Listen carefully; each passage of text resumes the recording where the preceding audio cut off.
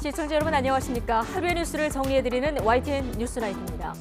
국민의힘 당권 경쟁이 지나치게 달아오르고 있죠. 이번에는 용산과 안철수 후보 사이 갈등이 매우 거칠게 수면 위로 올라왔습니다.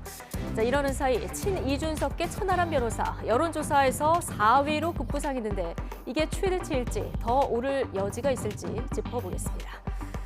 나는 떳떳하다. 조국 전 법무부 장관 딸 조민 씨의 인터뷰를 둘러싼 갑론을박도 치열한데요. 관련 내용들 오늘 나이트 포커스에서 다뤄보겠습니다. 튀르키예 동남부에서 발생한 강진 피해가 눈덩이처럼 커지고 있습니다. 잠시 뒤 현지 연결해보고요. 월요일 뉴스라이트 오늘의 헤드라인부터 정리해보겠습니다.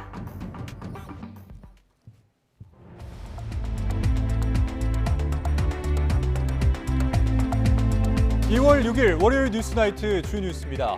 안윤연대 등의 발언으로 어제 대통령실로부터 직접적인 비판을 받은 국민의힘 안철수 의원이 일정을 취소하고 숨고르기에 들어갔습니다. 한 달 남은 국민의힘 전당대회가 과열 양상을 보이는 가운데 간신배, 윤핵관 등의 표현을 둘러싸고 충돌도 빚어졌습니다. 안 의원에 대한 대통령실의 이례적인 비판 배경에는 윤석열 대통령의 직접 지시가 있었던 것으로 나타났습니다. 윤 대통령은 안 의원에게 크게 분노하며 엄중 경고하라고 언급한 것으로 전해졌습니다. 민주당이 이른바 검사 기피 제도와 신상 공개법을 논의 중인 것으로 알려지면서 이재명 대표에 대한 방탄 논란에 다시 불이 붙었습니다. 민주당은 검찰개혁 단계 때부터 논의해온 일이라고 반박했지만 한동훈 법무부 장관은 차라리 특정인에 대한 처벌을 못하게 하는 법을 만들라며 날을 세웠습니다. 이태원 참사 대응부실 책임을 묻겠다며 민주당 주도로 야 3당이 발의한 이상민 행안부 장관 탄핵소추안이 국회 본회의에 보고됐습니다. 국민의힘은 이재명 대표 방탄을 위해 민주당이 정치를 희화화하고 있다면서 이 대표부터 정치적으로 탄핵해야 한다고 지적했습니다. 자녀 입시 비리와 감찰 무마 혐의로 징역 2년을 선고받은 조국 전 법무부 장관의 판결문이 공개됐습니다. 재판부는 조 전 장관이 여전히 자신의 잘못에 눈 감고 반성하지 않는다고 강하게 질타했습니다. 딸 조민 씨는 공개 인터뷰에 나서 자신은 떳떳하다는 입장을 밝혔습니다.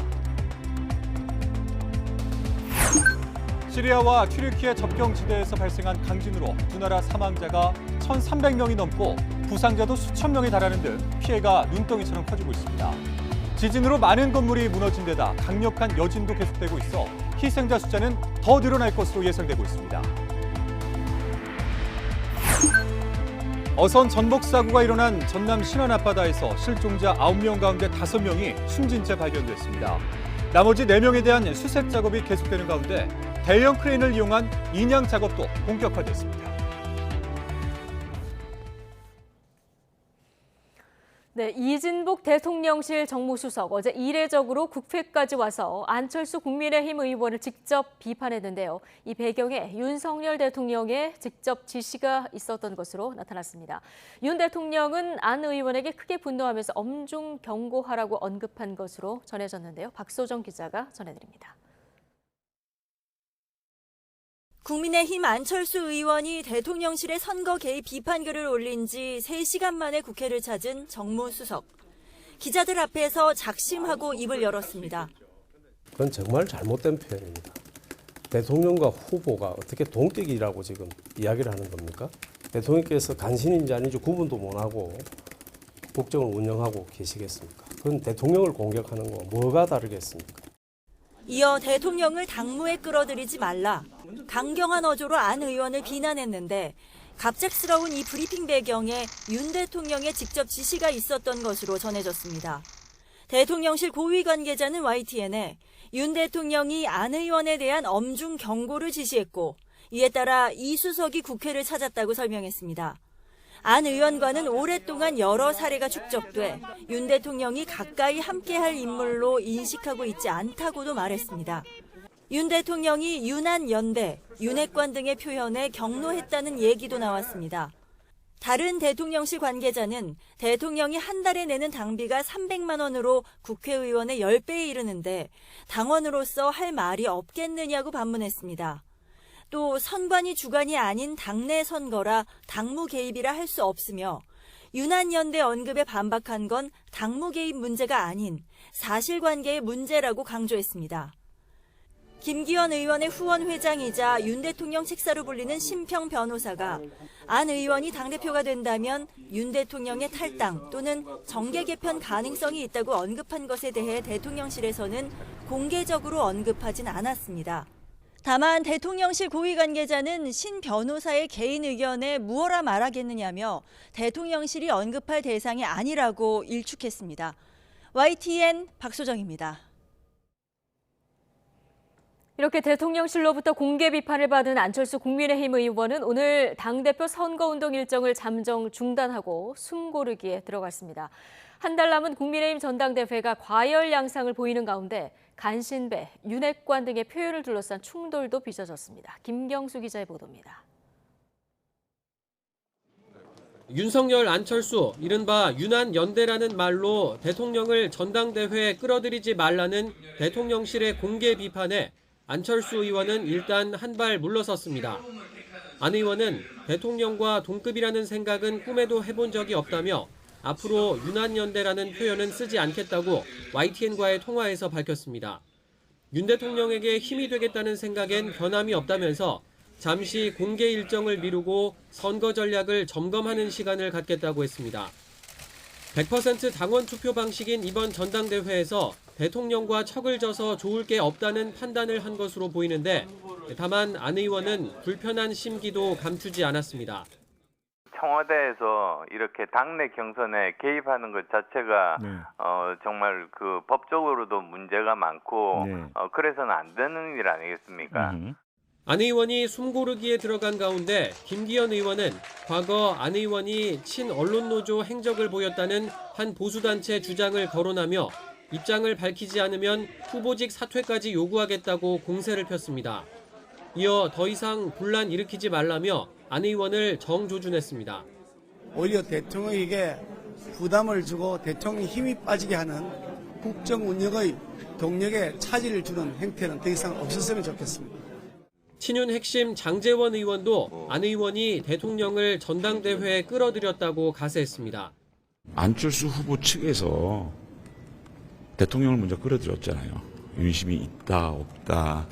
윤한연대니 이런 얘기를 하니까 그런 걸 하지 말라라고 하는 거지. 그게 무슨 당무 개입입니까?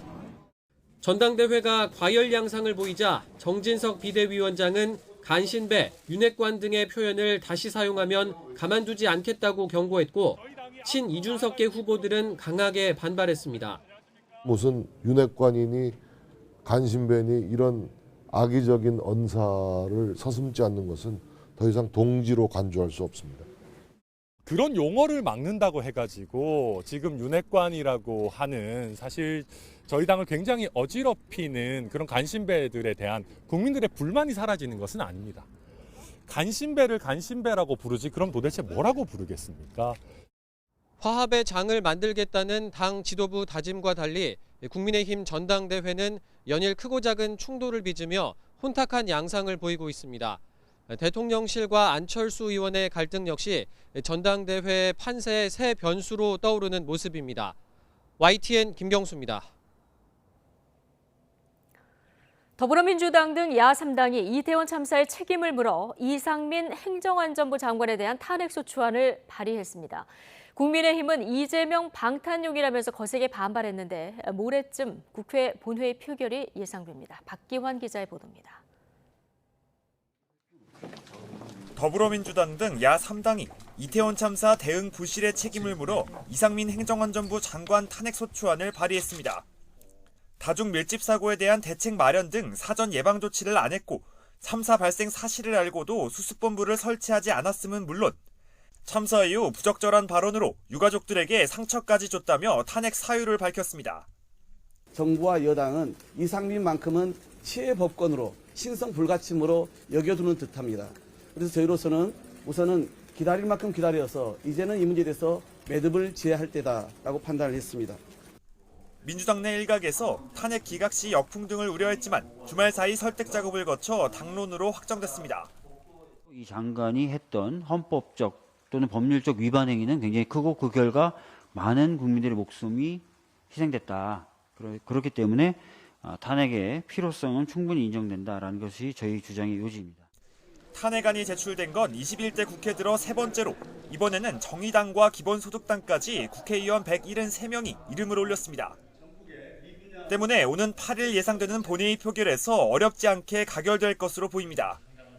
이에 국민의힘은 이 장관이 직무상 위법을 저지른 게 없어 탄핵 요건조차 갖추지 못했다며 반발했습니다.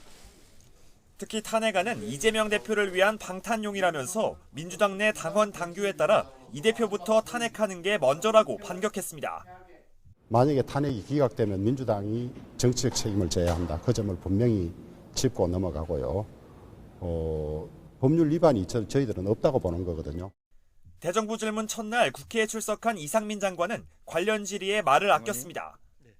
오늘 탄핵소추안이 국회에 제출됐는데 어떤 심정입니까? 나중에 좀 정리가 되면 그때 자세한 말씀. 이상민 장관 탄핵안에 이어 민주당은 주가 조작 의혹을 받는 김건희 여사 특검도 2월 임시국회에서 추진한다는 방침이어서 여야의 강대강 대치 전선은 갈수록 가팔라질 전망입니다. YTN 박견입니다. 대통령실은 이상민 행정안전부 장관에 대한 민주당의 탄핵 추진이 헌정사에서 굉장히 나쁜 선례가 될 수 있다고 말했습니다. 대통령실 관계자는 브리핑에서 국무위원 탄핵은 헌법과 법률에 대한 중대한 위반이 있을 때 가능한 만큼 이번 탄핵 추진을 두고 헌법 전문가들의 지적이 있는 것으로 안다면서 이같이 밝혔습니다.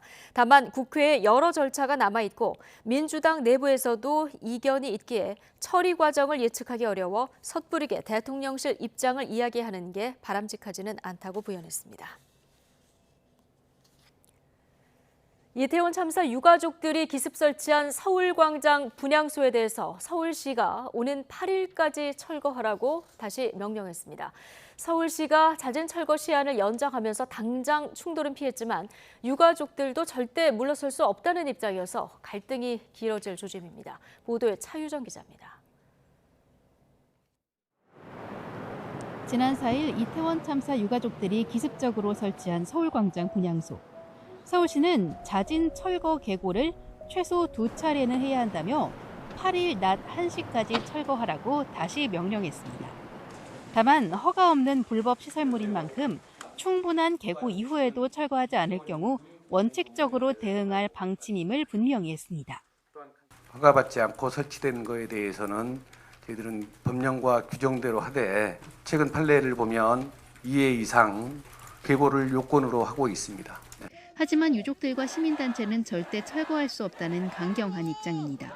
이들은 분향소가 시민 통행에 방해되지 않는다며 시가 주장하는 충돌이나 안전 문제는 없다고 성토했습니다. 그러면서 많은 시민이 광장에서 온전히 추모할 수 있게 해달라고 호소했습니다. 서울시 광장 앞에 11월 2일 날 합동 분향소 차렸던 것처럼 그때는 영정과 위패가 없었지만 지금 저희 아이들의 영정과 위패가 다 있습니다.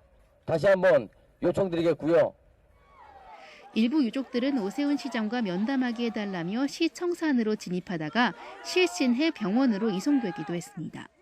서울시는 이태원에 가까운 녹사평 역사 안에 추모 공간을 마련할 것을 거듭 제안하고 있지만 유족들은 지하 4층에 있어 찾아가기도 힘들다며 절대 받아들일 수 없다는 입장입니다. 양측이 좀처럼 접점을 찾지 못하는 가운데 갈등의 골은 더욱 깊어지고 있습니다. YTN 차유정입니다. 선원 12명이 탄 어선이 전남 신안 앞바다에서 뒤집혀 실종자 수색 작업이 이어지고 있습니다. 애초 구조된 3명 외에 실종자 9명 가운데 5명이 숨진 채 발견됐는데요. 사고 해역에서는 인양 작업도 본격적으로 이루어지고 있습니다. 오선여 기자입니다. 바닥을 드러낸 어선에 크레인 줄을 연결하는 작업이 한창입니다. 인양에는 바지선 위에 설치된 200톤 크레인이 투입됐습니다. 해경은 통발 등 어구를 제거하고 주변으로 유실 방지막을 설치하는 작업도 진행하고 있습니다. 사고 선박은 끌어올려져 바지선 위에 거치될 예정입니다. 하지만 물살이 거센 대조기와 맞물리면서 작업은 하루에 2시간 정도만 가능합니다. 해양경찰은 여의치 않으면 부근 안전지대로 사고 선박을 옮겨 인양하는 방안도 고려하고 있습니다. 평균 2나트 이상의 조류에서는 수중 작업이 상당히 곤란합니다. 현재 저희들이 대조기인데 오늘 확인해 본 바에 의하면 수중의 어떤 그 조류가 3나트 이상 된다고 합니다. 이런 조류 시간을 잘 맞춰가지고 아마 인양 작업이 재개될 예정입니다. 실종자 9명 수색도 속도를 내고 있습니다. 사고 발생 사흘째에 55살 기관장 등 실종자들이 잇따라 수습됐습니다. 해양경찰은 남은 실종자들도 어선을 이탈했을 가능성이 크지만 어선 부근에 있을 수도 있다고 보고 있습니다. 이제 물 위에 제가 이제 수면 있는 데까지 조금 드는 작업을 한다고 그랬지 않습니까? 그 작업 전에 유실 방지 막을 선수부터 시작해서 선미까지 밑으로 물 쪽으로 이렇게 해서 쌓게 됩니다. 해양경찰은 선체에 실종 선원이 없는 것으로 확인되면 9개 구역으로 나눈 수색 구역을 더 넓힐 계획입니다. YTN 우선열입니다. 네, 사고 당시 모습 그대로 뒤집혀 있는 청보호 바닥에는 이렇다 할 충격 흔적도 없습니다. 생존자 증언대로 갑자기 물이 차올랐다면 이 바닷물이 들어온 이유가 있을 텐데요. 해경은 어선이 인양되는 대로 합동 감식을 통해 정확한 사고 원인을 가릴 예정입니다. 나현호 기자입니다. 바닥이 하늘을 향해 뒤집혀버린 청보호. 바다로 나온 지 1년도 안 된 새 배나 다름없지만 전복 사고를 당하고 말았습니다. 현재까지는 선내 기관실에 갑자기 물이 차올랐다는 생존자 진술이 가장 큰 단서입니다. 기관장이 내려가셔가지고 기관방에 물이 찼다. 고함을 지르는 바람에 내려가 보니까 그때는 이미 손 쓸 수 없는 상황이었고. 기관실에 종종 물이 샜고 사고 전에도 왼쪽으로 기운 채 운항했다는 증언도 있었습니다. 해경은 수산물을 잡는 데 쓰는 통발 과적을 비롯해 다양한 가능성을 열어놓고 조사하고 있습니다. 통발 하나당 3에서 5kg 정도 가거든요. 그것을 적재하다 보니까 한쪽으로 기울어서 실었기 때문에 기울 수도 있고 다양한 가능성이 상존하고 있습니다. 청보호는 출항 전에 선체 하부를 도색했지만 배가 부서져 수리받은 적은 없었습니다. 선체 외부를 보더라도 파손 흔적은 보이지 않고 충돌음을 들었다는 생존자 진술도 없습니다. 사고 선박 기관실에는 CCTV가 넉 대 설치된 것으로 전해졌습니다. 침몰 당시 화면이 복구되면 사고 원인을 규명하는 데 결정적인 역할을 할 것으로 보입니다. 이 때문에 청보호를 무트로 옮겨야 본격적인 사고 원인도 조사할 수 있을 것으로 보입니다. 해양경찰은 전복 선박을 건져 올려 내부 수색이 끝나는 대로 국립과학수사연구원과 함께 정밀 감식을 통해 정확한 사고 원인을 규명할 계획입니다. YTN 나연호입니다. 네, 이 실종된 선원들이 속속 발견되고 있지만 안타깝게도 아직까지 생還소식은 없습니다. 실종자 가족이 머무는 대기실도 침통한 분위기가 이어지고 있습니다. 김민성 기자가 보도합니다. 실종자 9명 가운데 맨 처음 수습된 선원은 기관장 김모 씨입니다. 아들 결혼 자금을 마련하겠다며 뱃일을 계속했다던 성실한 가장. 새벽에 의식과 호흡 없이 선원 침실 입구에서 발견돼 끝내 사망 판정을 받았습니다.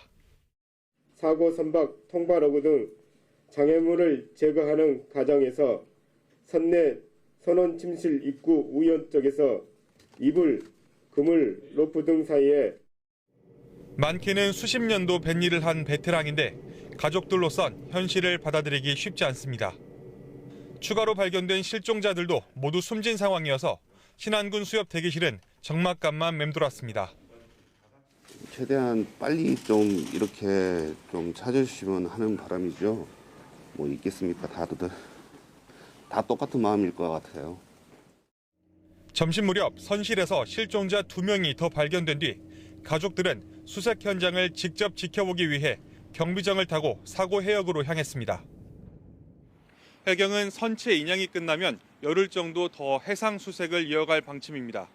실종자 가족들은 아직 희망의 끈을 놓지 못한 채 이를 수용할지를 여전히 고민 중입니다. YTN 김민성입니다. 다음 소식입니다. 튀르키예 동남부에서 발생한 강진으로 튀르키예에서만 하루 만에 900명 넘게 숨지는 등 피해가 눈덩이처럼 커지고 있습니다. 아직 우리 교민의 인명 피해는 확인되지 않았습니다. 국제부 취재기자 연결해서 자세한 소식 들어보겠습니다. 조용성 기자. 네, 국제부입니다. 네, 이 지진이 새벽에 발생해서 인명피해가 더 커진 것으로 보이는데 지금까지 확인된 상황 전해주시죠. 네, 현지 시각으로 새벽 4시 17분쯤 튀르키예 동남부에서 규모 7.8의 지진이 발생했습니다. 미국 지질조사국은 진앙으로 튀르키예 남부 도시의 가지안테프에서 33km 떨어진 내륙 지역을 지목하며 진원의 깊이는 17.9km로 분석했습니다. 무엇보다 인명피해가 커 충격을 주고 있습니다.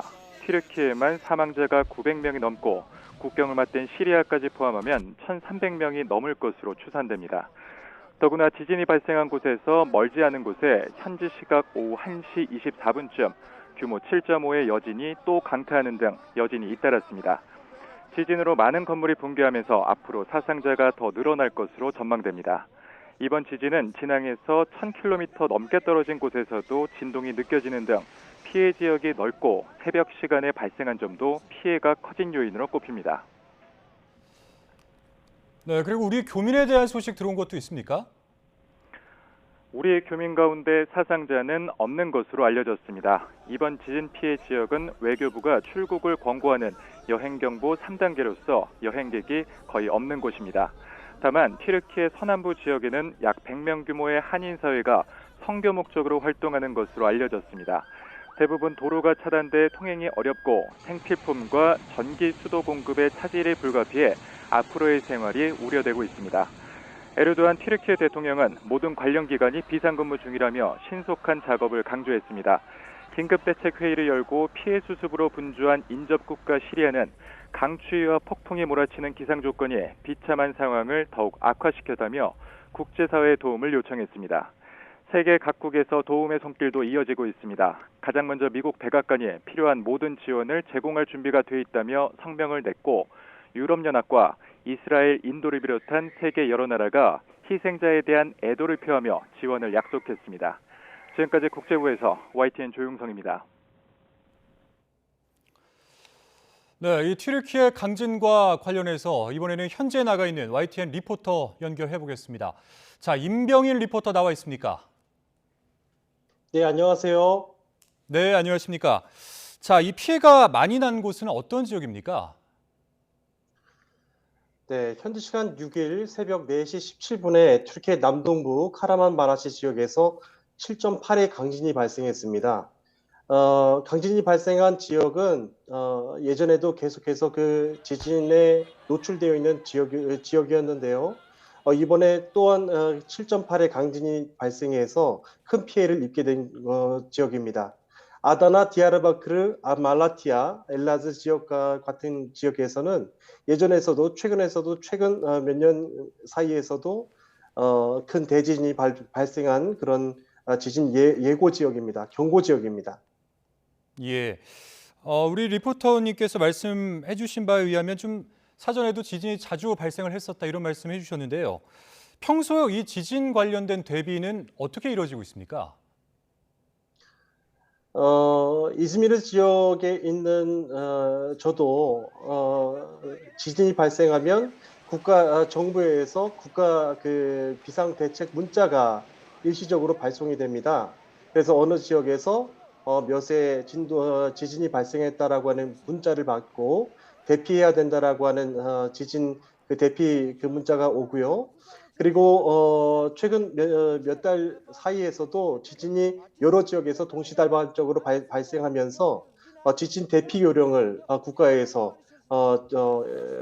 교육했던 그런 시간들이 있었습니다.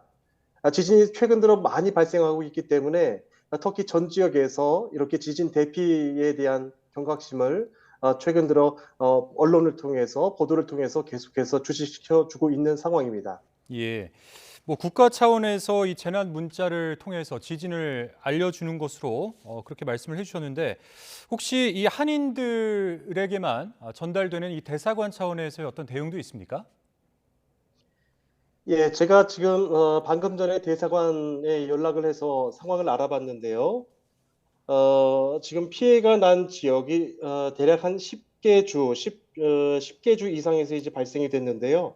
한인 가족은 대략 한 100여 명 정도가 그 피해 지역에 이제 거주하는 것으로 파악이 됩니다. 그리고 거주 지역에서 피해가 실제적으로 발생한 지역이 있는데 안디옥 개신교회가 있는데요. 안디옥 개신교회에는 총 7명의 우리 한국 교민이 거주하고 있습니다. 건물이 붕괴되면서 약간의 좀 피해가 있는 것으로 보고가 되고 있는데요. 총 안디옥 교회 개신교회 7명과 그리고 한국에서 들어온 한두 명의 그 방문객을 포함해서 7명이 지금 피해 그 건물 내에 있는 것으로 파악이 됩니다. 대사관 쪽과 연결을 바로 했는데요. 대사관 쪽에서 바로 지금 안디옥에 있는 피해 교민들을 후송하기 위해서 차량으로 이동했다라고 하는 소식을 들었습니다. 예. 그러면 우리나라 교민들이 지금 피해를 입었다라는 말씀이신가요? 네, 맞습니다. 안디옥 교회 개신교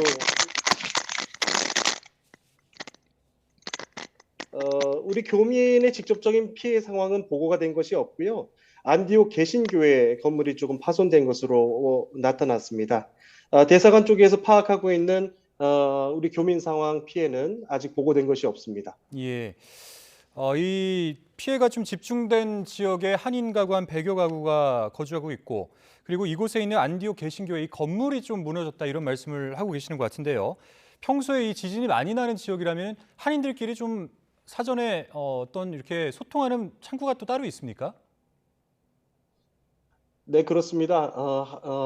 튀르키예 한인 게시판을 통하여서 지진 대피 그 연락망을 공유하고 있고요. 이번 지진 피해가 발생하면서도 튀르키예 우리 한인 게시판을 통하여서 소식이 공유되고 있는 것으로 보입니다. 그리고 평시에도 교민 사회를 중심으로 해서 문자가 서로 공유되고 있고요. 이번 그 지진 발생한 이후에도 서로 교민 피해가 없는지 서로 문자가 오고 가고 이렇게 서로 공유하고 있는 중에 있습니다. 예. 그리고 관련된 이제 지진과 관련된 사상자 내용을 보게 되면 튀르키예 지역만 한 900명 이상 그리고 시리아 지역까지 하게 되면은 지금까지 이제 1,300명 이상이 사망한 것으로 그렇게 전해지고 있는데 혹시 현지에서 현지 보도 내용들을 좀 봤을 때 추가된 내용들 한번 정리를 해주실 수 있으시겠습니까? 네, 이번 지진으로 인해서 사망자 수가 지금 912명이 발생했고요. 부상자 수는 5,385명이 넘어섰습니다. 그리고 완전히 붕괴된 건물은 총 2,818채로 지금 집계가 되고 있고 지금 현지 지역에 그 디야르바크르 그리고 카라만마라시 지진이 발생한 지역에 눈과 비가 내리고 있기 때문에 이와 같은 현지 그 피해 상황은 앞으로 더 커질 것으로 보고 있습니다. 그리고 현지 아다나 방송 생방송 중에도 건물이 붕괴되는 장면이 보여져서 현재 지금 위급함이 얼마 정도인지를 볼 수 있었습니다. 예, 앞서 저희가 YTN에서 전해드린 이 사상자 내용과 크게 다르지는 않고요. 현재까지 정리된 내용은. 그런데 다만 현지 날씨가 굉장히 춥기 때문에 구호 활동에 참 어려움이 있을 것으로 예상이 되는데 구호 활동이 지금 어떻게 이루어지고 있는지 조금 더 말씀해 주실 내용이 있으십니까? 네, 구호 활동은 AFAD라고 해서 재난 비상관리청이 바로 운영이 되고요. 재난 비상관리청을 통하여서 바로 자원봉사단체가 이제 소집이 되고 사이트를 검색하면 그 재난관리청 인터넷 사이트를 검색하면 자신의 주소를 입력하게 되면 가까운 대피소를 또 안내해 주게 됩니다. 그래서 사람들이 그 가까운 대피소를 통해서 대피할 수 있도록 돕고 있습니다. 지진이 발생한 지역의 지금 기온이 아침 기온이 지금 영하 4도로 비와 눈이 계속 내리고 있어서 구조하는 데 어려움을 느끼고 있는 상황입니다. 예, 잘 알겠습니다. 자, 모쪼록 안전에 주의하시면서 저희 YTN에 자주 생생한 소식 전달해 주시기를 바라겠습니다. 지금까지 임병인 리포터였습니다. 오늘 말씀 고맙습니다. 감사합니다.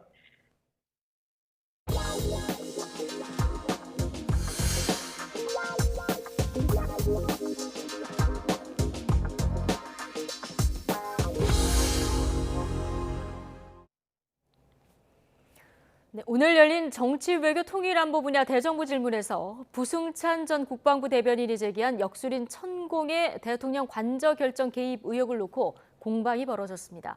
사실이라면 희대의 국정 개입이라는 민주당 공세에 정부와 여당은 가짜 뉴스라고 일축했습니다. 보도에 정유진 기자입니다.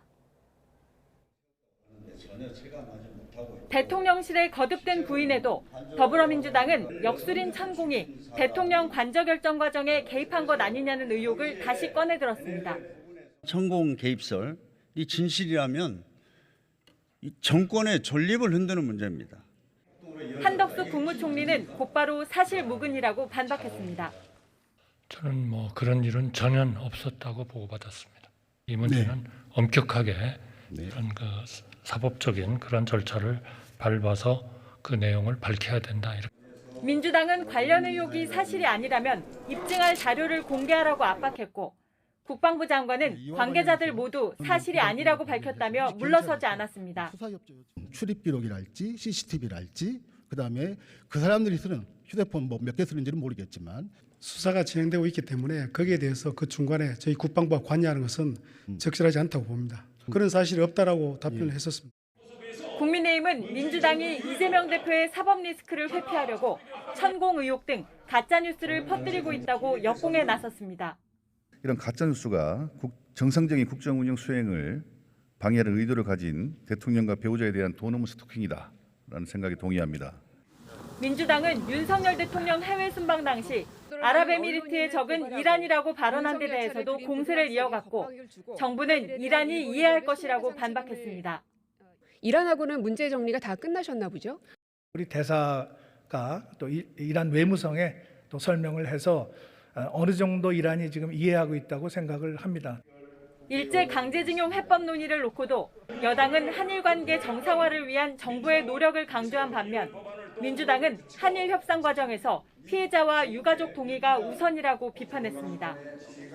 주요 현안에 대한 여야 입장차가 첨예한 가운데 내일 경제 분야 대정부 질문에선 최근 난방비 폭탄 현안 등을 놓고 여야 책임 공방이 치열할 것으로 보입니다. YTN 정유진입니다. 더불어민주당이 이른바 검사 기피제도와 정보공개법을 내부 논의 중인 것으로 알려지면서 이재명 대표에 대한 방탄 논란이 다시 불거졌습니다. 민주당은 이미 검찰개혁 단계부터 검토된 사안이라면서 반박했지만 한동훈 법무부 장관은 차라리 특정인 불처벌법을 만들라면서 날을 세웠습니다. 손효정 기자입니다. 민주당은 검찰의 과도한 권한으로 인한 인권 침해를 막기 위한 방안으로 검사 기피제도와 검사 정보공개법을 논의하고 있습니다. 사건 관계자와 친족 관계인 경우를 포함해 불공정 수사가 우려될 경우 현행 법관 기피제도처럼 특정 검사도 피할 수 있게 하거나 유독 정보 공개가 제한된 검찰청 직원 이름과 직무, 업무용 연락처 등을 공개해 보이스피싱 범죄도 막자는 겁니다. 마침 이재명 대표를 향한 검찰 수사가 맞물리는 시점이라 이 같은 논의가 이 대표 지시에 따른 방탄용이 아니냐는 주장이 제기됐지만 민주당은 강하게 반박했습니다. 오래전 검찰개혁 단계부터 법조계 요구로 논의해온 사안으로 명백한 허위라며 관련 보도를 한 언론을 상대로 언론중재위 정정보도 조정 신청을 내겠다고 강조했습니다. 공수안박 2를 추진한다. 저희가 공수안 실명법을 추진한다. 아까 그 가짜뉴스라고 하지 않았어요? 근데 왜 확인되지 않은? 하지만 한동훈 법무부 장관은 사법 시스템을 흔들어 국민의 피해를 주는 논의라며 사실상 이재명 불처벌법이 낫겠다고 맞받았습니다. 169석의 힘을 이용해서 이재명 대표에 대한 범죄 수사를 어떻게든 막아보려는 거라면 특정인은 죄를 저질러도 처벌받지 않는다는 내용을 명문화한 그런 법을 양측의 신경전은 대정부 질문으로 이어졌습니다. 김건희 여사 주가 조작 의혹 수사가 지지부진하다는 민주당의 지적에 한 장관은 지난 정부에서도 기소하지 못한 사건이라며 설전을 이어갔습니다. 윤석열 대통령 선거에서 이겨서 안에 그 도이치모터 주가 조작과 뭉개고 있습니까? 위원님, 지난 정부에서 정권을 잡고 있을 때 진행한 수사잖아요. 노무현 장관은 참기름, 들기름 안 먹고 아주까리 기름 먹어요? 그게 무슨 소리입니까? 아주까리 기름. 이렇게 깐죽대요. 국민의힘은 이재명 대표를 구속 수사해야 한다고 촉구하며 김성태 전 쌍방울그룹 회장의 이재명 방북용 대북 송금 의혹을 제기하며 맞불을 놨습니다. 쌍방울 김성태 전 회장이 이 지사의 방북을 위해 북한에 300만 달러를 건넸다는 의혹이 나왔죠. 장관님, 지금 검찰이 신작 소설 쓰고 있는가요? 수사받는 분이 뭐 여러 가지 레토릭으로 자기 방어할 수 있는 말이라고 생각하는데요. 이재명 대표 사법 리스크를 둘러싼 논란이 검찰 제도 개선 논의와 김건희 여사 주가 조작 의혹 등으로 확산하며 여야의 거친 공방이 계속되고 있습니다. YTN 손효정입니다. 자녀 입시 비리와 감찰 무마 혐의로 1심에서 징역 2년을 선고받은 조국 전 법무부 장관의 판결문이 공개됐습니다. 재판부는 조 전 장관이 여전히 자신의 잘못에 반성하지 않는다고 강하게 질타했습니다. 이런 가운데 딸 조민 씨는 얼굴을 공개하고 인터뷰에 나서 자신은 떳떳하다는 입장을 밝혔습니다. 최민기 기자의 보도입니다. 공개된 조국 전 장관의 1심 판결문에는 이번 사안에 대한 재판부의 판결 이유와 함께 구체적 양형 사유가 담겼습니다. 재판부는 판결문에서 조 전 장관이 객관적 증거에 반하는 주장을 하면서 잘못에 여전히 눈 감은 채 진정한 반성의 모습을 보이지 않는다며 중한 처벌이 불가피하다고 꾸짖었습니다. 특히 자녀 입시 비리로 인해 입시제도 공정성이 훼손됐고 극심한 사회적 분열과 소모적 대립이 지속됐다고 질타했습니다. 판결문에는 재판부 안에서도 의견이 엇갈렸던 특별감찰반 감찰 무마 의혹과 관련한 법적 판단도 자세히 담겼습니다. 재판부는 민정수석에게 감찰 종결 단계의 조치 재량권이 있다고는 하지만 이는 비위에 대해 적정 처분 범위 내에서 행사됐어야 하는 만큼 수사 의뢰나 이첩이 당시 가장 합당한 처리 절차였다고 강조했습니다. 그러나 위법한 감찰 중단으로 비리가 드러난 감찰 대상자가 영전하는 받아들이기 어려운 결과로 이어졌다며 그 주된 동기가 정치권의 구명 청탁이었다는 점도 지적했습니다. 조 전 장관은 이 같은 판결에 불복해 선고 당일 곧장 항소장을 제출했습니다. 유죄가 난 부분에 대해서는 보다 성실하고 진솔하게 2심에 항소하여 무죄를 다투겠습니다. 이런 가운데 딸 조민 씨는 얼굴을 공개한 채 방송인 김어준 씨의 유튜브 채널에 출연했습니다. 그동안 검찰이나 언론, 정치권에서 가족들을 다룬 것들을 보면 정말 가혹했다며 자신은 떳떳하다고 밝혔습니다.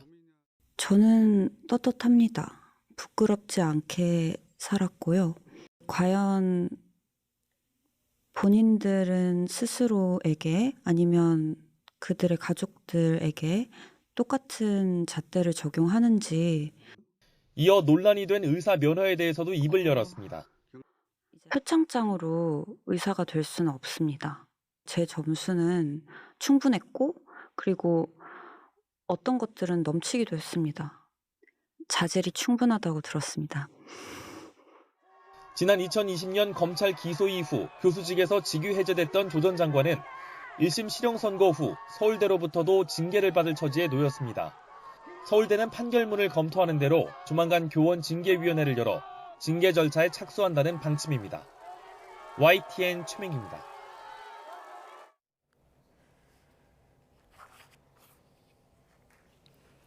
네, 행정안전부 경찰국 신설에 반대하기 위해서 연 총경회의 참석자들이 무더기로 인사보복을 당했다는 논란이 일고 있습니다. 자, 윤희근 경찰청장은 소신껏 한 인사라면서 논란을 일축했지만 경찰 내부에서는 인사를 통한 길들이기란 비판이 이어지고 있습니다. 임성재 기자의 보도입니다. 지난해 7월 행안부 내 경찰국 신설에 반대하기 위해 열린 총경회의.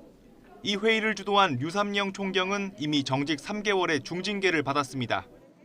최근 단행된 서장급 총경 정기 인사에선 회의 참석자에 대한 보복 논란이 일었습니다. 현장 참석자 50여 명 가운데 절반가량이 한 단계 낮은 직급이 주로 맡는 보직으로 발령난 겁니다. 대규모로 이뤄진 건 이례적입니다.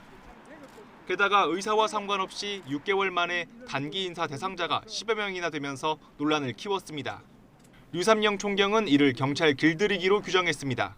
만일 경찰청장이 자기 소신대로 했다면 이 경찰청장 인사권을 남용하신 것이고 그렇지 않고 소문대로 다른 외풍이 불고 그 상부에 압력이 있었다 하면 이거는 권력 남용에 해당됩니다. 일선 경찰의 비판도 이어지고 있습니다. 경찰 내부망에서 한 경찰관은 불공정하고 몰상식한 일이 벌어지는 것이 안타깝고 치졸하다고 글을 올렸고 또 다른 경찰관도 찌질한 보복이 유치하다고 비판했습니다. 윤희근 경찰청장은 자신이 소신껏 한 인사라고 선을 그었습니다. 윤 청장은 기자간담회에서 인사권자로서 역량과 자질은 물론 공직관과 책임의식, 세평 등을 종합적으로 고려했다고 강조했습니다. 다만 총경회의 참석도 세평 근거가 되느냐는 질문엔 즉답을 피했습니다.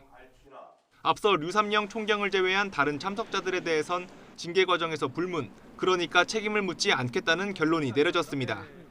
하지만 이번 인사를 통해 사실상 징계를 받은 거 아니냐는 논란은 쉽게 가라앉지 않을 거로 보입니다. YTN 임성재입니다. 아동학대로 처벌받고도 아동 관련 기관에서 일하던 14명이 정부 합동조사에서 적발됐습니다. 적발된 기관과 소재지 등은 아동권리보장원 홈페이지에 공개됐습니다. 김평정 기자입니다. 아동권리보장원 홈페이지에 공개된 시설 명단입니다.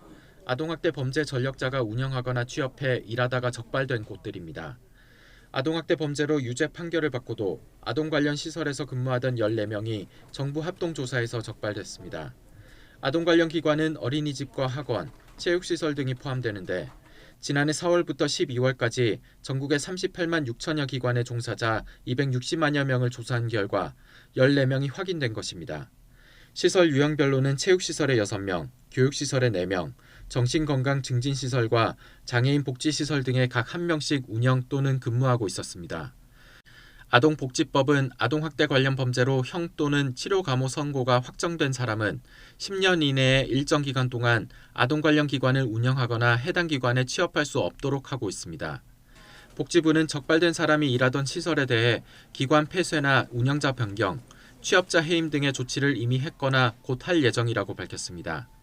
또 직원 채용 때 아동학대 관련 범죄 전력이 있는지를 확인하지 않은 기관에는 과태료가 부과된다고 설명했습니다. 아동 관련 기관에서 운영이나 취업 중에 아동학대 관련 범죄를 범한 사례가 좀 발생하고 있는 만큼 앞으로도 조금 더 취업지원 제도의 이행력을 제고하기 위해서 좀 지속적으로 저희가 관심을 갖고 제도 운영을 해나가겠습니다.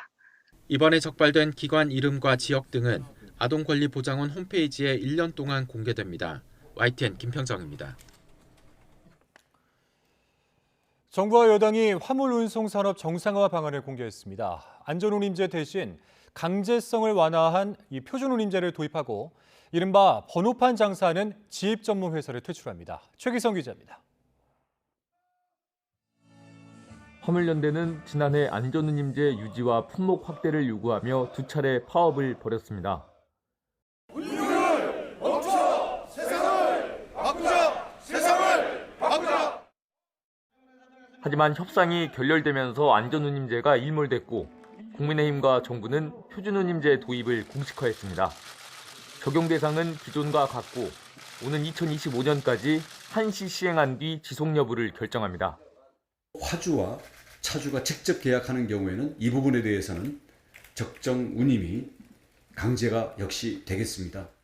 화주의 편을 들어서 일방적으로 방치되는 게 아닌가 하는 걱정은 정반대이기 때문에 안전운임제는 정부가 정한 운임보다 낮은 운임을 지급한 화주나 운송사에게 과태료를 물렸지만 표준운임제는 운송사와 차주 사이 운임만 강제합니다. 화주에게 일감을 받아오지 않고 번호판을 빌려준 뒤 사용료 등을 챙기던 지입 전문회사도 손봅니다.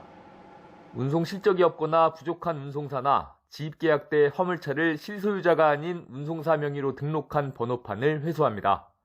운송사에서 일감을 받지 못한 차주에게 회수한 번호판으로 개인 운송사업자 허가를 내준다는 취지입니다.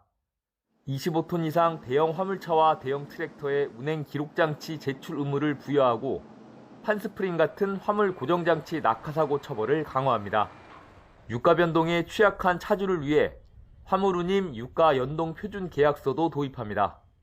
화물연대는 화주인 대기업 입장만을 반영한 계약이라면서 화주 운임을 강제하지 않으면서 화물 노동자 운임을 보장하는 건 현장에서 불가능한 일이라고 주장했습니다. 표준 운임제를 시행하려면 화물자동차 운수사업법을 개정해야 하지만 거대 야당인 민주당은 반대하고 있습니다. YTN 최기성입니다. 건설업계가 전국 건설 현장에서 발생하는 노조의 불법 행위를 근절하겠다며 규탄 대회를 열었습니다. 최근 정부의 강경 방침에도 노조의 불법 행위가 계속되고 있다며 목소리를 높였습니다. 김학무 기자의 보도입니다. 건설 노조의 불법 행위는 다양합니다. 노조원 채용 강요를 비롯해 노조 소속 장비 사용 강요나 부당금품 요구, 공사 방해, 공사 물량 할당이나 하도급 업체 선정에 영향력을 행사하기도 합니다. 불법 행위를 신고한 업체에 대한 보복도 허다합니다. 타이어 파손하는 철물을 수백 개를 뿌려서 진입을 못하게 하고 차량으로다가 진입로를 막고 현장에 비노조들이 들어오는 거를 통제를 다 해서 검사까지 자기들이 하는. 최근 3년간 건설 노조의 불법 행위로 발생한 피해 규모만 약 4천억 원으로 추산됩니다. 대한건설협회와 LH 등 공공기관에 따르면 지금도 전국적으로 111개 현장에서 341건의 불법 행위가 진행 중인 것으로 조사됐습니다. 건설 노조 불법 행위 끝까지 뿌리 뽑자. 뿌리 뽑자. 뿌리 뽑자. 뿌리 뽑자. 전국 건설업체와 협회 관계자 등 1000여 명이 모인 건설 현장 불법 노조 행위 근절을 위한 권리대회. 이들은 건설 노조 불법 행위 적극 신고와 민관 합동조사 참여 등을 결의했습니다. 불법 정의를 한 노조원에 대해서는 개인적인 손해배상을 할 수 있도록 정부 관계기관에서 제도화해 주시고 건설안전법이나 그다음에 중대재해처벌에 관한 하는 국토부가 관장해서 정리를 해가 주시면 좋을 것 같습니다. 건설노조 불법 행위에 대한 정부의 강력 대응 방침에 업계가 적극 동참함에 따라 어떤 결과로 이어질지 주목됩니다. YTN 김학무입니다. 난방비 인상 여파는 코로나로 힘든 시기를 겨우 버텼던 자영업자들을 한계로 몰아붙이고 있습니다. 특히 사업장 운영에 난방비 비중이 큰 자영업자들이 매출에 큰 타격을 입고 있지만 정부 대책에선 소외되어 있어 불만이 적지 않습니다. 윤혜리 기자의 보도입니다. 서울 관악구에 있는 관광 호텔입니다. 코로나 이후 절반으로 뚝 떨어진 손님은 여전히 채워지지 않았지만 객실은 항상 26도를 유지하고 있습니다. 겨울철 몰아닥친 한파에 난방비는 지난해보다 2배 뛰어 600만 원을 훌쩍 넘었습니다. 매출은 그대로인데 고정비만 치솟고 있는 겁니다. 열흘 정도면 다시 고지서가 나온대요. 근데 1,000만 원 이상 나올 거라고 예상하고 있으라고 하더라고요. 공실률은 한 50% 정도 그렇게 되고 진짜 피해는 말할 수 없이. 최근 급등한 난방비로 매출에 직격탄을 입은 건 이곳뿐만이 아닙니다. 고시원을 운영하는 업주들도 껑충 뛴 난방비를 고스란히 감당하느라 허리가 휠 지경입니다. 코로나로 인해 가지고서 중국 교포들이 오지 않고 그래서 그때서부터 경영에 어려움이 있었는데 난방비, 전기료 뭐 이런 건 오르고 그래가지고서 도저히 운영이 곤란해요. 그래서 폐업할까 하는 생각밖에 다른 거 없어요. 정부가 취약계층을 상대로 에너지 바우처 지원금을 확대했지만 난방비 부담이 큰 이들 업주를 위한 대책은 찾아보기 어렵습니다. 최근 소상공인연합회가 실시한 긴급 실태조사 결과 소상공인 99%가 난방비 인상으로 사업자 운영이 부담된다고 답했습니다. 응답자 10명 가운데 4명은 난방비를 줄이기 위해 시간과 온도를 제한한다고 답했지만 별다른 대안이 없다는 답변도 35%를 차지했습니다. 소비심리 위축에 공공요금 인상 여파까지 더해져 한계에 몰린 소상공인들은 난방비 요금 할인이나 에너지 바우처 지원, 가스비 납부 유예 등을 요구하고 있습니다. 직접 지원이 제일 필요한 건데 소상공인 자영업자들한테 이제 이 가스 요금이라든가 전기 요금을 동시에 이제 좀 지원해 주는 걸 바라는 거죠. 중소벤처기업부는 현장의 여러 어려움에 대해 업계와 상시로 소통하고 있다며 정부 부처 간 소상공인 지원 대책을 긴밀하게 논의하고 있다고 밝혔습니다. YTN 윤혜리입니다.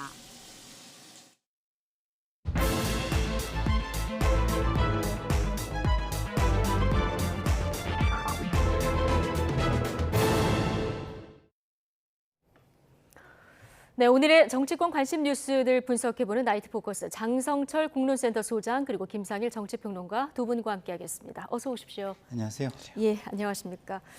국민의힘 당권 경쟁이 너무 좀 뜨거워졌습니다. 주말 휴일 사이에 대통령실과 안철수 후보 사이에 뭐 좀 신경전을 넘어선 말들이 오갔고 보도도 여러 가지가 나왔는데 너무 많은 보도와 말들이 오갔죠. 대략 이제 말씀드리면은 네. 안철수 의원이 지난주에 윤안 연대를 통해서 내가 당대표가 되면 윤석열 정권 성공을 뒷받침하겠다 네. 이런 얘기를 했어요. 그 전에는 나는 윤석열 정권의 연대 보증인이에요 이렇게 얘기를 하면서 예. 윤석열 대통령에 대한 본인의 여러 가지 교감 아니면 친분 이런 것들을 드러냈단 말이에요. 그런 것들에 대해서 대통령실이 상당히 좀 기분이 나빴던 것 같아요. 예. 익명의 관계자들을 통해서 자꾸 그런 얘기를 하면은 방해꾼이고 적이다 이런 표현까지 썼고요. 네. 앞으로 윤핵관, 간신 이런 발언도 쓰지 말아라 그렇게 얘기를 했습니다. 그런 분위기가 대통령실 분위기가 있으니까 당에 있던 대통령을 윤핵관이라는 표현을 쓰지 말라니까 예. 대통령을 좋아하는 그런 의원들이 나서가지고 안철수 의원은요 공산주의자 신용복 전 교수를 존경한다고 했기 때문에 종북주의자예요. 이런 식의 얘기도 했고요. 반윤입니다. 이런 얘기를 했습니다. 거기에 가장 화려점적인 얘기는 뭐냐면요. 김기현 의원의 후원회장인 네. 심평 변호사가 안철수 의원이 만약에 당대표가 되면은 아마 윤석열 대통령이 탈당해서 다른 정당 만들 거예요. 이런 얘기까지 했어요. 그렇다면 이거는 노골적으로 대통령과 대통령실과 윤핵관들과 대통령의 멘토라고 하는 이러한 분들이 안철수는 안 돼. 대통령의 뜻은 네. 김기현 의원을 당대표로 만드는 거야. 그런 식의 이미지를 주고 싶어 한 것이다. 그래서 일단은 안철수 의원은 오늘 아침에 그냥 언론 인터뷰 한번 하고요. 일단 숨 고르기에 들어갔다. 이렇게 말씀드립니다. 예. 일단 심평 변호사 그 발언에 대해서는 대통령실에서 선을 긋긴 했는데 네. 어쨌든 너무 이제 넘치는 말들이 오가다 보니까 자, 국민들을 어떻게 바라보고 계실지 참 궁금합니다. 대통령실이 선거 개입을 하고 있다. 안철수 의원이 이 글을 SNS에 올린 지 3시간 만에 이진복 정무수석이 국회까지 와서 안철수 후보를 좀 비판했는데 굉장히 이례적인 거죠. 이례적이기도 하고요. 예. 이게 그 정권을 가지고 있는 어떤 권력층에서 이런 모습을 보이는 게 과연 맞는가? 대통령께서 취임사에서 반지성주의를 배격하는 말씀을 굉장히 강하게 하셨는데 이거야말로 그야말로 반지성적인 모습이 아닌가 이런 생각이 들어요. 참으로 안타깝고요.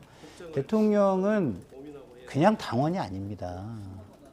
선출된 권력이고 행정부의 수반이에요. 행정부는 모든 사람들에게 특혜를 줄 수 있고 힘으로 어떤 지대한 영향을 미칠 수 있기 때문에 그 언행의 중립성이라는 게 굉장히 중요한 것이거든요. 근데 그냥 대통령을 뭐 한 명의 당원으로 치부해서 어떤 얘기도 할 수 있다, 어떤 행동도 할 수 있다, 이렇게 되는 순간 모든 질서는 깨져버리는 것이죠. 그래서 저는 이런 반지성적인 어떤 사고와 행태가 멈춰져야 된다.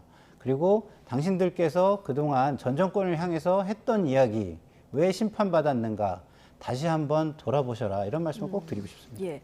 대통령실에서 안철수 후보에 대한 비판이 나왔을 때 안철수 후보가 이건 대통령의 직접 뜻이 아니다 이렇게 얘기하지 않았습니까? 그러니까 대통령실에서 이제 강경 브리핑을 했고요. 그 배경에는 오늘 또 윤석열 대통령의 직접 지시가 있었다 이런 전언까지 또 전해지는 당연하죠. 이런 상황입니다. 그럼요. 이게 나경원 전 의원 해촉할 때도 나경원 의원이 이게 대통령의 본심이 아닐 것이다. 이 얘기를 했었는데 어떻게 그 부분을 떠올리는 분들이 좀 그렇죠. 있어요.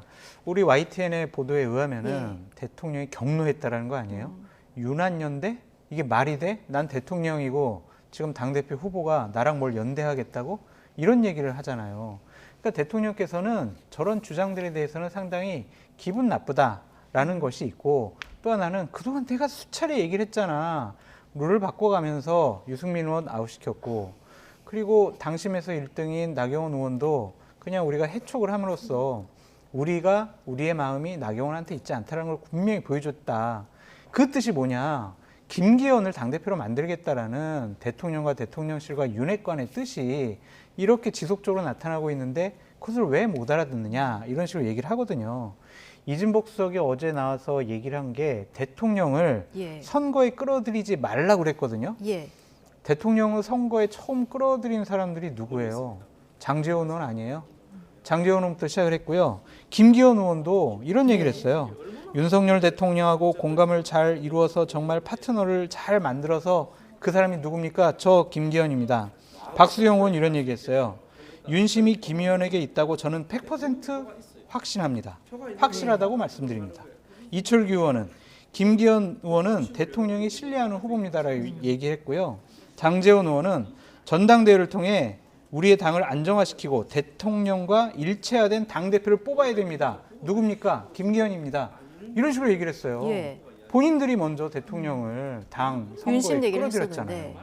그렇다면은 이진복 수석이 안철수 의원에게 저런 경고장을 낸 것은 선택적인 이런 경로 아니면 선택적인 당무 개입 이렇게 볼 수밖에 없잖아요. 이거는 공정하고 좀 상식적이지 않은 일들이 벌어지고 있다라고 볼 수밖에 없어요.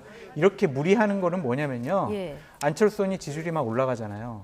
자칫 잘못하면 이대로 두면 안철수 의원이 당대표 될 수 있겠네? 김기현 의원 당대표 만들어가지고 우리가 총선에 공천 우리 뜻대로 호흡 맞춰서 해야 되는데 이 계획이 차질 생기겠네? 그러니까 일단 안철수 의원 다시 공격해야 되겠다. 그런 차원으로 보여져요.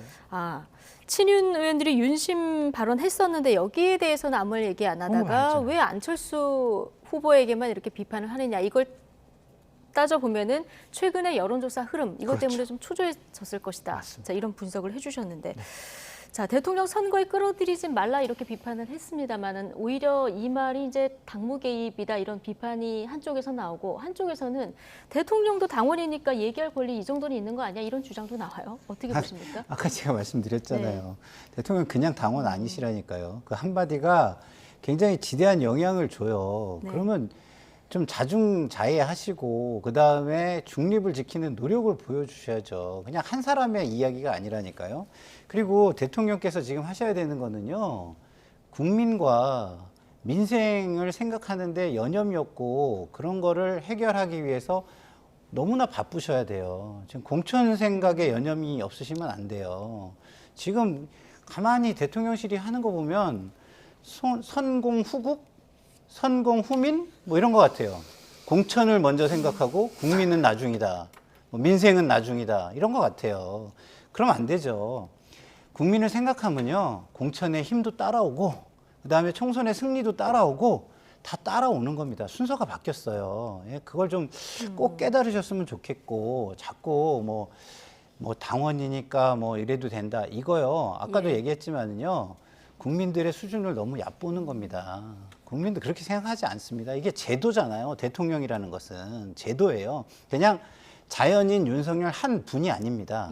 다시 한번 좀 강조드립니다. 그러니까 권력을 갖고 있는 분이 저렇게 의견을 표명한다. 그거는요. 강요가 될 수 있어요. 지시가 될 수 있고 통제가 될 수 있어요. 그래서 권력을 갖고 있는 분은 함부로 자기 의견 얘기하면 안 돼요. 좋아요. 100번 양보해서 당원이니까 1호 당원이니까 당비 300만 원 내니까 당의 여러 가지 경선에 대해서 얘기할 수 있다고 쳐요. 저렇게 특정인을 옹호하는 듯한 지지하는 듯한 그리고 특정인은 배제하는 듯한 그런 발언하면 안 돼요. 어떤 얘기를 하실 수 있냐면 원론적이고 공정한 얘기를 하셔야 돼요. 전당대회는요 당원들의 축제로 공명정대하게 잘 치러지길 바랍니다. 저 그거 기대하고 있을게요. 이렇게 얘기해야 되거든요. 당무 개입, 당에 대한 의견 얘기하시려면요. 정당의 자율성과 민주성을 보장하는 한도 내에서 하셔야 돼요. 특정 후보를 저렇게 손 흔들어주는 저런 발언 하시는 것은 저는 상당히 부적절하고 자칫 잘못하면 법을 위반한다라고 볼 수밖에 없어요. 자, 어쨌든 용산 직격탄을 맞고 있는 후보가 지금 안철수 후보인데요. 직격탄 정도가 아니라요. 융단 폭격을 맞고 있어요. 융단 폭격을 맞고 있는 겁니까? 또 오늘 하루 잡혀있던 일정 말씀하신 대로 다 취소를 했고 지금 숨고르기에 들어갔습니다. 자, 일정 취소하기 전에 오전에 인터뷰를 했는데요. 이 발언 잠시 듣고 오시겠습니다. 단일화 때 그리고 또 인수위원장 때 쓰던 이야기였습니다. 그리고 또 제 의도는 윤 대통령님의 국정 과제를 정말 충실하게 그리고 또 존중하면서 실행에 옮기겠다는 그런 뜻이었는데요. 네. 그걸 나쁜 표현이라고 그렇게 생각하신다면 저는 쓰지 않을 생각입니다. 그러면 윤핵관이라는 표현도 앞으로 안 쓰고 안윤연대라는 표현도 앞으로 안 쓰겠다 이런 말씀이신가요? 안윤연대라고 저는 쓴 적이 없습니다. 유난연대라고는 썼습니다만. 내가 안윤연대라고 쓴 적은 없다. 대통령을 먼저 앞에 넣어서 윤한연대라고 쓴 적은 있다. 이 발언까지 듣고 오셨는데 어쨌든 윤핵관, 윤한연대 불편해하는 표현 쓰지 않겠다 이렇게 지금 얘기를 했거든요. 뭐 대통령이 경쟁 상대가 아닌데 경쟁 상대가 아닌 사람이 불편하다고 하면 네. 안 써주는 것도 뭐 나쁘지 않죠. 네. 그렇기 때문에 뭐 그 결정이 나쁘다라고 저는 생각하지 않는데요. 근데 이 윤한연대 이게 지금 현 상태의 어떤 상황을 규정하는 건 아니잖아요. 과거에 그랬다는 걸 강조하는 것이고 네. 그리고 앞으로 내가 대통령의 힘이 되겠다라는 걸 강조하는 어떤 그런 건데 맥락은 생각하지 않고 그 표현만을 들어서 네가 감히 어딜 감히 이렇게 하는 거는 지금 이 시대에 맞지 않는다고 생각해요. 기본적으로 대통령이 국민의 대표인 건 맞습니다만 국민의 윗사람은 아니잖아요. 대표인 것이죠. 그러니까 대표니까 존중받는 것뿐이지 누구하고 격을 따져가지고 어디 감히 이럴 위치는 아니거든요. 네. 권한이 많을 뿐입니다. 그리고 그 권한을 행사하실 때는 분명하게 책임도 따른다는 걸 생각하면서 권한을 행사하셔야지 예. 책임은 전혀 생각하지 않고 자기의 권한만 생각하는 그런 행태로 국민들에게 인식되면은요 어떤 결과가 올지 우리는 역사를 통해서 다 지켜보고 있습니다. 예. 자, 안철수 후보 오늘은 일정을 접었습니다만은 뭐 하루 정도만 쉬겠다고 했으니까 일정 곧 복귀하지 않겠습니까? 그렇죠. 그럼 나와서 메시지 관리를 어느 정도 수위로 할 거라고 보십니까? 내일 비전 발표회가 있어요. 예. 그래서 각 당대표 후보들이 비전 발표를 하는데 거기에 어떤 내용이 담길지 한번 봐야 될 것 같아요. 예를 들면은 윤핵관들에 대한 비판을 상당히 과할 정도로 했잖아요. 간신이라는 표현까지 쓰면서. 그러면은 내일 비전 발표회 때 공천 문제에 대한 언급을 할 수도 있다고 봐요. 그래서 뭐 우리가 상향식 공천, 하향식 공천 이런 얘기도 하고 공천권을 당원과 국민들께 돌려드리겠습니다. 이런 식으로 함으로써 민심과 맞지 않은 행동을 하는 윤핵관들은 자연스럽게 퇴출시키겠다라는 이미지를 줄 수가 있다라고 말씀을 드립니다. 그런 구체적인 얘기까지 할 수도 있겠죠. 예, 뭐 할 수도 있겠죠. 뭐 내용에 지금 다듬고 있겠지만, 근데 안철수 의원은 분명히 생각해야 될 게 있어요. 왜 당 지지층이 그리고 국민들이 당원들이 나를 지지하는가 그거에 대한 생각을 해봤으면 좋겠어요. 오늘도 한 발 물러섰잖아요. 예. 권력의 눈치를 본 거죠. 대통령의 심기를 건드리지 않겠다라는 좀 약한 모습을 보였단 말이에요. 그런 모습을 과연 나를 지지하는 분들이 원할까? 그거에 대해서 생각을 해보시라고요.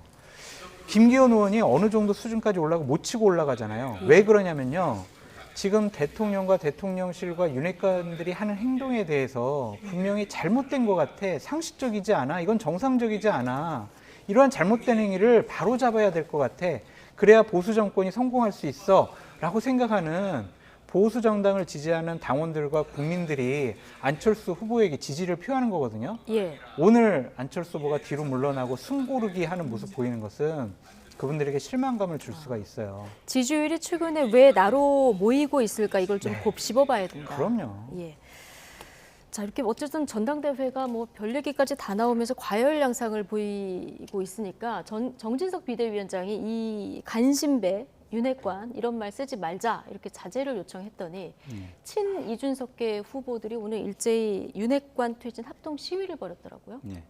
근데 저는요 이 부분에 대해서는 장성철 소장하고 좀 의견은 달라요. 네. 정치는 갈등을 조종하는 곳이에요. 그리고 계속해서 제가 얘기하지만 개인이 일하는 게 아니라 그 자리가 일을 하는 겁니다. 그 자리, 법인격이 일을 하는 거예요. 그러면 개인이 조금 뭐 개인적인 어떤 감정이 해소되지 않더라도 덜 시원하더라도 참을 건 참아주는 게 좋고 언어는 절제된 언어를 쓰는 게 좋죠. 그래서 뭐 간신배 뭐 이런 이야기는 굉장히 감정적인 말이잖아요. 그런 거는 뭐 저희 같은 평론가나 평론할 때 쓰면 되는 것이지 예. 경쟁의 한복판에 있는 사람들이 쓰는 거는 그렇게 좋은 전략은 아니다. 그리고 손자방법에서 가장 좋은 방법이 뭐냐?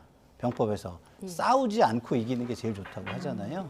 그래서 그런 저는 의미에서 오늘 안철수 후보가 인터뷰한 앞서 뭐 유난연대나 이런 말 쓰지 않겠다 불편한. 예, 저는 좋은 전략이라고 생각해요. 그래서 결국엔 싸우지 않고 만약에 이긴다면 이긴 후에 제도를 통해서 본인이 할 수 있는 걸 슬기롭게 지혜롭게 성취해가면 되는 거예요. 지금 당장 눈앞에 보이는 거를 기분 좋게 누른다고 해가지고 그것을 성취할 수 있는 건 아니잖아요. 그럼 오히려 그들과 싸우는데 시간을 다 보내서 제도적인 성취, 개혁 이런 거는 이루지 못할 수도 있는 겁니다. 그렇기 때문에 제가 볼 때는 명분을 생각하고 국민을 생각하고 대의를 생각해서 크게 걸어가는 것이 맞다. 그리고 대나무가 왜 강합니까? 네. 대나무가 강하는 거는 막 성장을 하다가 멈추는 마디를 만드는 시간이 있기 때문 아니겠어요? 예, 그런 걸 생각한다면 지금 잠깐 멈춰서서 돌아보고 전략적인 고심을 하는 안철수 후보가 저는 뭐 좋은 지금 선택지를 가고 있다 이런 생각이 들어요. 네, 지금 시간이 없지만 장성조 소장님께서 손을 드셨어요. 네. 김상일 평론가님 말씀도 맞는데 아까 얘기했듯이 안철수 의원이 나를 지지하는 당원들과 지지자들의 마음이 어떤 것일까를 생각을 해보면 정치는 갈등을 조정하는 거지만 선거는 갈등을 조장하는 거예요. 그래가지고 내 편을 많이 만드는 거예요. 프레임에 가둬가지고 내 편, 내 주장에 동조하는 사람들을 많이 만드는 거예요. 만약에 안철수 의원이 제가요 윤핵관들과 같은 간신들 제가 다 품고 총선 승리를 위해서 열심히 노력하겠습니다.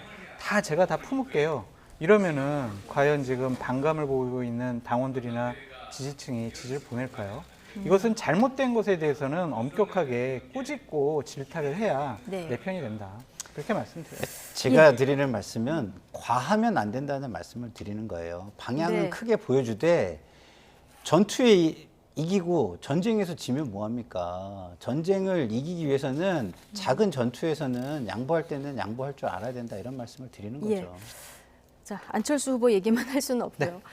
자, 천하람 후보. 간신배 사용 금지력에 손바닥으로 하늘을 가려라 이렇게 또 비판을 했는데요. 그렇다고 또 안철수 후보에 대해서 호의적인 시각을 보인 것도 아닙니다. 자, 발언 듣고 오시겠습니다. 안철수 후보는 비윤 후보일지는 몰라도 혁신 후보는 아니라고 생각하거든요. 지금 안철수 후보 뭐 혁신하는 거 있습니까? 어찌 보면은 그냥 현상 유지하면서 윤핵관 편 잘 들어가지고 주류 후보로 가고 싶었는데 이게 지금 안 되고 있는 상황이잖아요. 그러니까 친윤 딱지가 떨어지고 있는 거죠. 그러니까 어찌 보면은 그러니까 비윤 구태 후보입니다. 저런 어떤 단어 쓰지 말라고 하는 것들이 너무나 편향돼 있습니다. 안철수 후보에 대해서 종북좌파라고 얘기를 나왔죠. 대통령실이었나요? 그 얘기 나올 때는 왜 동료 의원에게 그렇게까지 심한 말 하지 말라고 얘기 안 했습니까? 나경원 전 의원에게 초선 의원들이 단체로 연판장 써가지고 정치적인 사기라 그랬나요? 그래놓고 이제 와가지고 윤핵관 간신배 쓰지 마라? 그 말을 금지한다고 해서 윤핵관 간신배가 잘못하고 있는 게 없어지는 게 아니에요. 손바닥으로 태양을 가리는 겁니까? 네, 간신배를 간신배라고 하지 뭐라고 하냐. 장성철 소장님께서 중량감 있는 후보가 한 명 나온다는 예고했던 천하람 변호사가 좀 이런 얘기를 했는데 지금 비윤 주자로 확실히 자리매김해가는 과정이라고 보면 될까요? 프레임을 그렇게 잡은 것 같아요. 그러니까 본인 일성이 뭐였냐면 윤핵관들 정치권에 퇴출시키겠다고 얘기를 한 거예요. 그러니까 윤핵관들의 행태에 대해서 반감을 갖고 있는 당원들과 지지층의 마음을 사겠다라는 것으로 보여집니다. 저는 어쩔 수 없는 프레임 전쟁이라고 보여져요. 저런 얘기를 해야 사람들이 이제 자극되고 흥분되고 그래, 맞아. 저 윤핵관들 잘못하는 것 같아. 그러면 대안 누구? 천하람. 이런 식으로 등식을 성립시키고 하는 것 같다라고 말씀을 드리고요. 간신배, 윤핵관 말 쓰지 말아라. 선거 때는요, 무슨 말이든 막 다 합니다. 다 퍼붓는 거죠. 그 말을 사용하지 못하게 하는 것과 그 말을 사용했을 때 과연 당원들이나 국민들이 저 말은 부적절한 것 같아. 저런 말 쓰는 후보들 우리 안 찍을래. 이거는 차원이 다른 문제죠. 그래서 정진석 비대위원장이 저런 얘기를 쓰면 안 된다라고 하는 것은 김기현 후보 쪽에 손을 좀 들어주려고 하는 것이 아니냐라고 저 그렇게 볼 수밖에 없어요. 왜 그러냐면 나경원 의원을 쳐낼 때 윤핵관들이 뭐라고 그랬냐면 친윤의 우두머리라고 그랬어요. 반윤의 우두머리라고 그랬어요. 나경원 의원. 그런 발언을 막 써도 돼요? 동료 의원들한테 말이 안 되잖아요. 그러니까 너무 정진석 비대위원장도 누구 특정인을 편드는 것이 아니냐, 그런 인상 주는 것은 결코 좋지 않습니다. 예, 지금 간신배 윤핵관 퇴진 도우미 이 팻말을 들고 이제 이야기를 하고 있는 천하람 후보 모습을 계속 보고 오셨는데, 자, 천하람 후보가 오늘 안철수 후보가 대통령실로부터 공격을 당하는 거에 대해서 대통령실의 공격이 좀 과하다 이렇게 얘기를 하면서도 안철수 후보는 또 구태 정치인이다 이렇게 얘기를 했거든요. 이거 어떻게 보십니까? 그러니까 제가 얼마 살지 않았을지는 모르지만 어떤 분들과 비교해서는 제가 살면서 느끼는 게 있어요. 세상은 직선이 아니고 이렇게 곡선이라는 생각이 드는 거예요. 그래서 절대 악과 절대 선을 우리가 얘기하잖아요.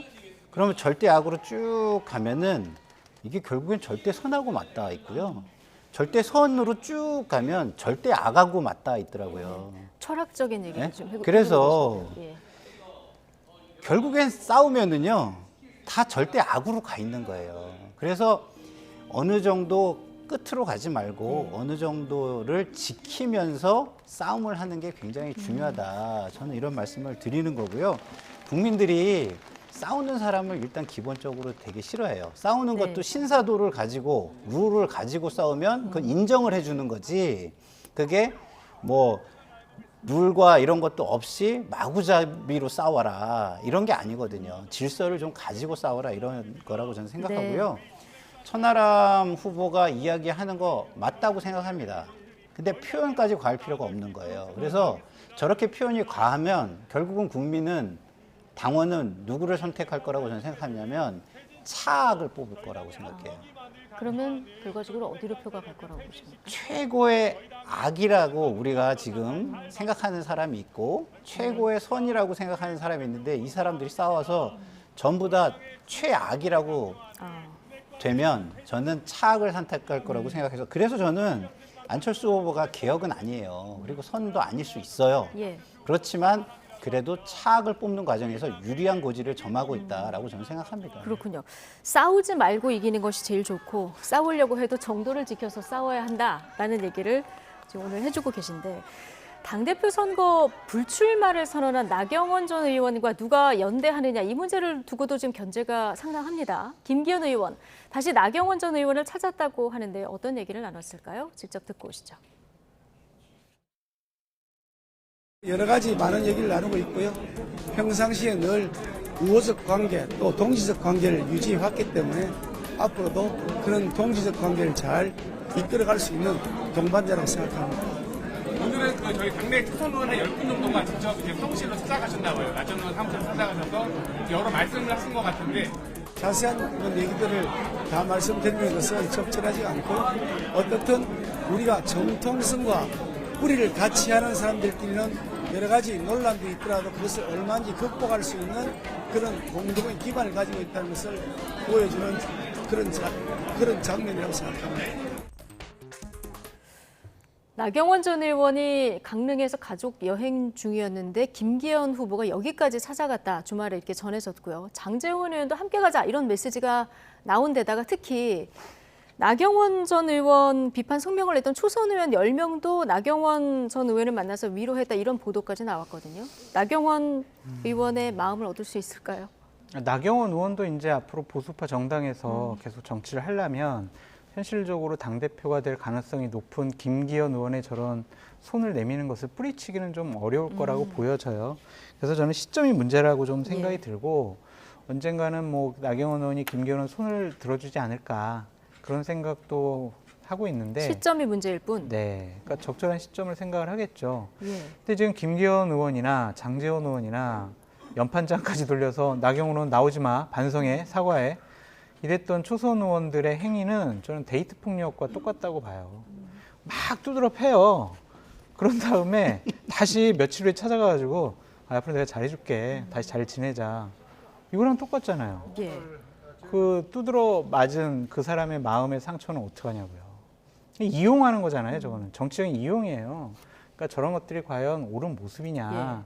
앞뒤가 다른 사람들, 또한 자기가 유리할 때는 짓밟고 불리하니까 손 내밀고, 그게 정치 도의가 아닌 것 같다라는 좀 생각이 듭니다. 그래서 특히 초선 의원들의 저런 행동은 참 제가 생각해도 너무 황당하고 부끄러워가지고 어떻게 평가를 못 하겠습니다.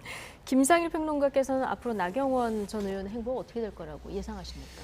글쎄요, 뭐 제가 그 나경원 후보가 회견을 한 걸 두고서 제가 수양버들 인증 회견이라고 말씀을 드렸잖아요. 그럼 수양버들의 길을 가겠죠. 네, 그래서 뭐 나경원 후보는 그렇게 갈 것 같은데 그렇다고 하더라도 지금 이 초선 의원들의 이런 행태는 뭐 이걸 정치라고 저는 말할 수 없고요. 이건 정치가 아니라 폭력이죠. 폭력의 패턴이에요. 아까 얘기했잖아요.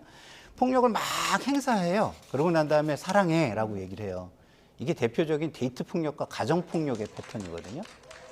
그걸 보는 것 같아요. 예. 저건 정치라고 저는 말할 수 없다라고 감히 말씀을 드립니다. 알겠습니다. 자, 국민의힘 차기 당대표 적합도 여론조사 한번 보실까요? 이거 천하람 순천갑 당협위원장이 출마 선언을 한 이후의 여론조사입니다. 자, 보시면 안철수 36.9, 김기현 32.1, 황교안 9.3, 천하람 8.6. 안철수, 김기현 후보가 여전히 오차 범위 내 접전이고요. 그다음에 눈에 띄는 게 천하람 당협위원장이 순식간에 후보가 8.6%까지 올라왔어요. 이제 8% 정도면 이게 유승민 전 의원이 나온다 안 나온다 얘기하기 전에 나왔던 그 정도 지지율이거든요. 그렇죠. 근데 앞으로 더 올라갈 가능성이 있죠. 왜냐하면 더 올라갈 것 같다. 네, 저 여론조사는 그 천하람 후보가 금요일 날 아마 11시에 출마 선언을 했을 거예요. 그러니까 저 여론조사는 아마 금요일 오후부터 토요일, 일요일 오전까지 그렇게 한 것 같은데 천하람 후보가 출마했다라는 사실을 모르는 분들도 많이 있을 거고 천하람이 과연 무엇을 주장하고 나왔는지 잘 모르는 분들이 더 많을 거예요. 그런데도 이렇게 8.6% 나왔다는 것은 천하람 후보 쪽으로서는 상당히 고무적인 결과다라고 볼 수밖에 없고 심각하게 봐야 되는 것은 김기현 후보예요. 대통령과 대통령실과 윤핵관들과 많은 의원들이 전폭적으로 지금 김기현 의원 당대표 만들려고 하잖아요. 그런데 이러한 32.1%라는 수치가 나왔잖아요. 이거는 뭐겠어요? 김기현 후보가 당대표 깜일까라는 것에 대한 지지층과 당원들의 의구심을 김기현 의원이 해소를 못 해준 거예요. 그러니까 안철수 후보가 수도권 대구 경북에서도 김기현 후보를 앞서는 걸로 나오더라고요. 그러니까 이게 뭐냐면은 지금 윤핵관들과 대통령실에 김기현 후보 만들어야지라고 하는 저런 모습에 대한 반감이라고 보여져요. 그러니까 당을 사랑하고 보수파 쪽을 사랑하는 당원들이나 지지층 같은 경우엔 김기현 후보가 당대표 되는 것이 내년 총선에 도움이 될까? 총선 승리할 가능성이 더 높아지는 걸까? 그리고 지금 그렇게 정상적이지 않은 이러한 모습들이 과연 윤석열 정권과 국민의힘에게 좋을까? 라는 의구심이 있는 것 같아요. 그러한 반감이 지금 김기현 의원에 대한 지지율이 상승하지 못하는 결과로 나오고 있다. 그렇게 말씀드려요. 이것을 극복하지 않으면요, 김기현 후보를 위해서 만든 결선 투표 제도가 김기현 후보의 발목을 잡는 아킬레스건이 될 수 있다. 결선 투표까지 갈 것 같습니까? 예, 저도 이제 후보가 좀 많이 있고 그렇다면은 저는 결선 투표까지 가지 않을까 이런 생각이 좀 들고요.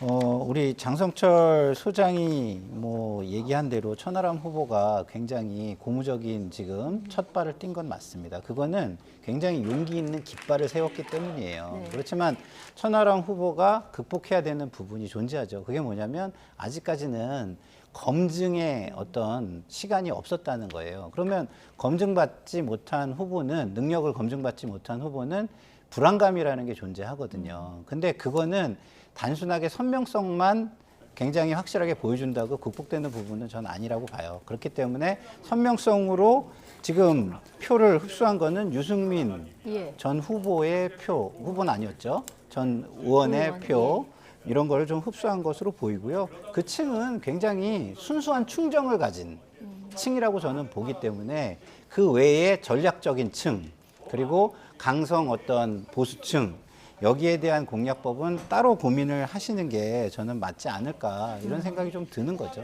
이준석 전 대표가 안철수 후보의 지지율은 지금 붕 뜬 지지율이다 이렇게 얘기를 했거든요. 그렇다면은 이 지지율이 좀 천하람 후보 쪽으로 옮겨갈 거다 이렇게 보는 걸까요? 그러니까 그 이준석 전 대표는 굉장히 뭐 이렇게 자신감이 좀 있으신데 때로는 자신감을 좀 빼야 사물이 좀 보일 때가 있어요. 우리가 고속도로를 진입할 때 보면은 초입에 뭐라고 써 있냐면 이렇게 써 있어요. 속도를 줄이면 사람이 보입니다. 이렇게 네. 써 있어요. 우리가 속도가 되게 빠르면요. 앞에만 쳐다봐야지 옆에를 돌아볼 시간이 없잖아요. 안 그러면 사고 나니까. 그럼 옆에까지 좀 돌아보면서 많은 사람과 함께 가려면 네. 제가 볼 때는 속도를 조금 줄이시는 게 낫지 않을까 이런 생각이 들고 안철수 후보를 지지하는 분들, 그분들도 바보가 아니에요. 네. 이쪽도 우려스럽고 저쪽도 우려스럽다 보니까 아까 제가 말씀드린 대로 최선이 아닌 차선, 네. 최악이 아닌 차악을 선택한 것이라고 저는 생각합니다. 예. 자, 국민의힘 전당대회 얘기 여기까지 하고 민주당 얘기를 좀 해보겠습니다. 민주당이 이상민 장관 탄핵안을 당론으로 그리고 의총에서 오늘 정했고요. 이거 국회에 보고도 했습니다. 정의당, 기본소득당까지 다 이름을 올려서 이 뭐 민주당 단독으로도 충분히 처리는 가능한 거잖아요. 맞습니다. 그러니까 3분의 1 발의 그리고 과반수 찬성이면 탄핵소추안이 국회는 통과한다라고 네. 말씀드릴 수밖에 없고요. 지금 민주당에서 당론으로 결정했기 때문에 통과되는 것은 기정사실이다라고 볼 수밖에 없어요. 네. 그 이후의 절차에 대해서 우리가 생각을 좀 해봐야 돼요. 예. 탄핵소추안이 헌재로 넘어가잖아요. 그러면은 국회 탄핵소추안 소추위원장이 지금 국민의힘 소속인 김도우 법사위원장이란 말이에요. 탄핵소추가 되려면 헌법과 법률을 위반해야 돼요. 네. 근데 지금 오늘 대통령실에서 나온 얘기가 뭐냐면 아니 이상민 장관이 헌법과 법률 뭘 위반을 했어 이런단 말이에요. 그럼 국민의힘 소속인 탄핵소추위원장이 이상민 장관은 헌법과 법률을 위반했기 때문에 탄핵해야 됩니다 라고 주장을 하겠냐고요. 그리고 그러한 탄핵소추안을 결국에는 김도우 위원장이 본인이 다 거의 손보면서 작성할 수밖에 없잖아요. 예. 그러면 자기네 당 소속의 이상민 장관에 대해서 탄핵 소추안 정당성에 대해서 헌재 가서 과연 예. 제대로 뭐 그것을 주장할 수가 있을까? 그래서 국회의 탄핵 소추안 결의는 통과되겠지만 헌법재판소 가서 재판받는 것은 상당히 난관이 예상이 된다라고 말씀을 드립니다. 예. 결국 이제 도의적 책임과 법적 책임의 문제인데요. 지금 말씀하신 이런 것 때문에 민주당도 고민이 클 거예요. 민주당 고민 크다는 얘기는 전 들어본 예. 적이 없습니다. 들어본 적이 없습니까? 네. 왜냐하면 그 고민은 탄핵에 대한 고민보다는 예. 이 탄핵을 어떻게 하면 정말 더 정교하게 그리고 실효적으로 할 것인가 이 고민이겠죠. 네. 저는 탄핵 자체에 대한 고민은 전 없다고 보고요. 네. 그리고 지금 여당과 정부에서 헌정사상 뭐 나쁜 선례가 될 것이다 이렇게 얘기를 하잖아요. 저는 그 말이 이해가 되질 않아요. 본인들이 지금 책임지지 않는 권력, 국민의 눈치를 보지 않고 제멋대로 휘두르는 권력, 이런 책임지지 않는 정치에 예. 더 최악의 선례를 만들고 계시면서 뭐 지금 이게 그런 어떤 나쁜 선례에 대한 어떤 비판이나 아니면 어떤 책임을 지우게 하려는 이런 것이 나쁜 선례가 될 것이다. 저는 국민이 그렇게 무지하지 않다고 생각하고요. 헌재도 저는 당연히 그런 부분에 대해서 지난번 박근혜 대통령 탄핵 때를 한번 보세요. 저는 진짜 수많은 법률에 해박하다는 분들이 절대 탄핵 안 될 거라고 얘기하는 거 너무 많이 들었거든요. 법리를 들어서. 근데 지금요. 법적으로 지금 국조 때 오영환 의원이 가장 조목조목 잘 설명을 했었는데 현재의 헌법의 의무를 위배한 거 그리고 현재의 법률들 재난안전관리와 관련해서 그것을 방기하거나 의무를 다하지 않는 법률 위반적 요소를 다 설명했어요. 그 정도면 충분히 저는 탄핵에 갈 수 있다고 생각하고요. 그리고 좀 전에 우리 장성철 소장님께서 소추위원이 이제 김도우 위원장이 법사위원장이 되는 것을 우려하셨는데 그 아마 거기에서 소추하는 그 실제 실무를 진행하는 소추단 변호인단이라고 하는 그 단은요 또 그 따로 꾸려지기 때문에 그분들이 꼭 그 김도우 의원의 의중에 따라서만 소추를 진행할 것이다. 또 저는 그렇게 보진 않습니다. 그렇군요. 그러면 민주당 아주 일각에서 정치적 부담감을 좀 떠안아야 된다. 이게 총선 전에 결과가 나오면 어떻게 하겠느냐 이런 목소리가 나오는 건 굉장히 소수라고 보면 되겠군요. 저는요 그거는 하나의 시나리오별 어떤 평가를 할 때 이런 부분도 생각하자고 하는 시나리오의 상정이지 그분들이 이것이 정말 탄핵의 예. 대상이 되지 않는다라고 생각하진 않는다고 생각하고요. 예. 그리고 총선에 대한 우려, 그거는 국민을 믿고 가야죠. 본인들이 국민을 모두 다 평가할 수 있고 판단할 수 있다고 생각하는 것조차도 오만일 수 있다고 생각합니다. 알겠습니다. 자, 민주당이 검찰 권한을 대폭 축소하는 법안을 지금 무더기로 추진하고 있다. 이런 또 소식이 전해졌습니다. 검수완박 시즌2 이런 얘기까지 나오는데요. 일단 법안 내용이 어떤 것들이 민주당은 이런 있을까? 짓 안 하면 정말 지지율이 올라갈 것 같아요. 결국에는 뭐 이재명 당대표 보호하기 위한 것이 아니냐 이런 식의 얘기인데 바로 결국에는 예. 검찰 권한을 축소하겠다라는 거예요. 첫 번째로 수사 중인 검사를 기피 신청한다. 우리 저 사람 마음에 안 들어, 저 사람 싫어, 우리 저 사람한테 조사받기 싫어. 그런 기피 신청해요. 검사의 이름과 연락처를 법으로 공개한다. 저 사람이 우리에게 불리한 여러 가지 수사를 진행하면은 그 사람 신상명세를 공개할 거야. 그래서 민주당 지지층으로부터 집중의 공격을 받게 하겠어. 그런 의도로 보이고요. 영장 심사 때 검찰 측 증거를 사전에 열람을 하겠다. 영장 심사 그럼 저거는 뭐 피고인, 네. 피의자의 뭐 보호권이라고 할 수는 있지만 검찰은 자신들이 재판 가서 분명히 여러 피의자들을 처벌해야 되는데 카드를 미리 공개하는 네, 거죠. 미리 공개하는 거면은 검찰로서는 이걸 받아들이기 어렵다라고 말씀을 드리고 법원에 피의사실 공표 방지를 신청을 한다. 뭐 좋아요. 피의사실 자꾸 공표돼 가지고 피의자의 권리를 훼손하는 것도 문제가 있기 때문에 이 부분만큼은 좀 논의해 봐야 되는데 결국에는 자기네들을 향한 수사를 막기 위한 방탄법합이다. 그런 비판으로부터 자유로울 예. 수가 없다라고 말씀드립니다. 바로 국민의힘에서 이제 방탄 법안 아니냐, 또 방탄 소용돌이 소리 들어온 건데 사실 법안을 발의해도 법사위원장이 또 김도우 법사위원장이고요. 대통령이 이것도 거부권 행사할 수 있지 않습니까? 당연하죠. 이걸 모르지 않을 텐데 네. 이 카드를 꺼낸 이유는 뭐라고 보십니까? 이 카드를 꺼낸 거는 뭐 예. 저는 뭐 이재명 당대표의 지금 현 상황을 어떻게든 좀 더 타개해 보려고 하는 것 같은데요. 저는 패착이라고 생각합니다. 이건 국민들의 수준을 너무 무시하는 거죠. 예. 왜냐하면 지금의 어쨌든 현 제도가 있는데 그 제도를 바꾸려면 국민들과 의논을 해가면서 그리고 그 피해 사례라든가 이런 거를 통계로 다 수집을 해가면서 해야지 하나의 사안만 놓고 이렇게 한다면 무슨 사안이 있을 때마다 그때그때 바꿀 겁니까? 예. 지금 장설충 소장이 잘 말씀을 해주셨는데 수사 중인 검사의 기피 신청, 뭐 이거는 저는 가능하다고 봐요. 법원의 피의사실 공표 예. 방지, 이것도 가능하다고 봐요. 그러나 검사의 이름, 연락처를 법으로 공개해. 영장 때 검찰 측 증거를 사전에 열람시켜.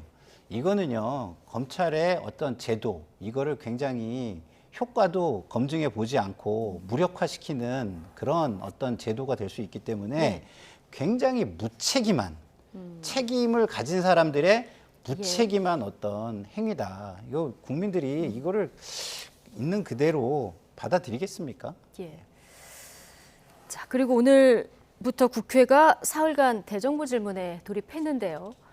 자, 오늘 정치, 외교, 통일, 안보 분야였습니다. 뭐 어떤 내용들이 다뤄졌는지 저희가 이제 앞서서 리포트에서 봤는데 아마 시청자 여러분께서 보시면 한숨 나실 것 같은 장면들이 오늘 많았습니다. 한 대목 보고 오시겠습니다. 2012년 윤석열 검사와 결혼할 때 이 사건이 발생했어요. 사건 번호 134호. 저는 이때 왜 하필이면 두 사람이 결혼했을까? 윤석열 대선 당시 후보가 이런 얘기를 했어요. 손실이 많이 나서 집사람이 증권사를 옮기고 선수 이 씨와 결연했다. 이거 허위사실 유포 아닙니까? 저는 이 사안의 내용에 대해서 정확하게 알지 못합니다. 검찰에서 지금 투명하게 수사하고 있다고 생각합니다. 불리한 건 모르는군요. 제가 이 사안을 자, 그런데 하나하나 말한다면 제가 이재명 사안을 물어봐도 다 하나하나 답을 해야 되지 않겠습니까? 장관은 참기름, 들기름 안 먹고 아주까리 기름 먹어요? 그게 무슨 소리입니까? 아주까리 기름. 이렇게 깐죽대요. 이걸 참 웃어야 할지 말아야 할지 그런데요. 이 아주까리 기름하고 정치, 외교, 안보 분야 현안하고 무슨 관계가 있는 겁니까? 정청래 의원 말한 걸 좋아하시는 분이고 네. 아주 뭐 재치 있는 말이라고 할까요? 아니면은 상대를 좀 공격하는 말을 잘하는 분이고 한동훈 법무부 장관도 말로서는 지지 않는 분들이잖아요. 저런 분들이 그냥 국민 좀 웃게 해주시려고 예. 저런 얘기를 한 것이 아니냐라는 좀 생각이 드는데 네. 정말 중요한 대정부 질문에 저러한 말싸움 하는 거 국민들 눈에 어떻게 비치겠습니까? 두 분 다 반성하시라 그렇게 말씀드려요. 네. 그래서 상호 존중이 없고요. 상호 그냥 모욕 주기, 조롱하기로 점철된 것 같습니다. 저 시간이 어떤 시간입니까? 6천만 국민을 대신하는 시간이에요. 저 때 1초는 6천만 초고요. 1분은 6천만 분이라는 걸 알고 질문을 준비하고 거기에 대답도 걸맞는 대답을 네. 했으면 좋겠다 이런 생각이 듭니다. 네, 여기까지 짧게 얘기하고 다음 주제 넘어가겠습니다. 자, 자녀 입시 비리와 감찰무마 혐의로 1심에서 징역 2년을 선고받은 조국 전 장관 항소하겠다고 했는데 오늘 판결문이 공개가 됐어요. 네. 서울중앙지법 형사 21부의 판결문인데요. 조국 잘못에 여전히 눈 감은 채 반성의 모습 보이지 않았다. 입시제도 공정성을 훼손했고 예. 극심한 사회적 분열과 소모적 대립을 지속했다. 그래서 조국 전 장관의 여러 가지 혐의는 죄질이 나쁘다. 그런 식의 결론을 내렸어요. 조국 전 장관 선고를 받고 나서도 억울해요. 나 항소할 거예요. 이런 식의 얘기를 했거든요. 국민 앞에 사죄부터 했어야죠. 억울하다는 얘기보다 국민 여러분 정말 죄송합니다. 사과하고 사죄했어야 하는데 예. 나는 잘못하지 않았어요 라는 입장을 계속 견지하고 있어서 조국 전 장관 지지층의 환호는 받을 수 있겠지만 예. 다수의 국민들로부터는 분명히 버림받을 것이다. 그렇게 말씀드려요. 예.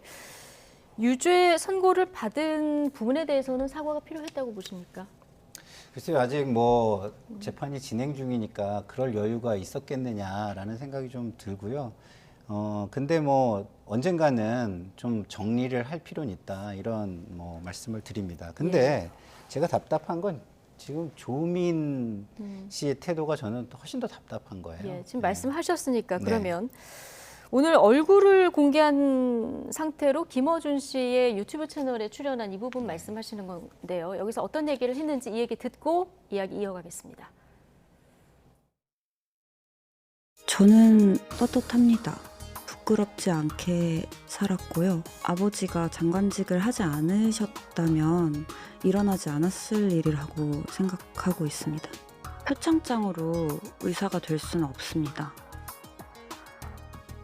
그 당시에 입시에 필요했던 항목들에서의 제 점수는 충분했고 어떤 것들은 넘치기도 했습니다.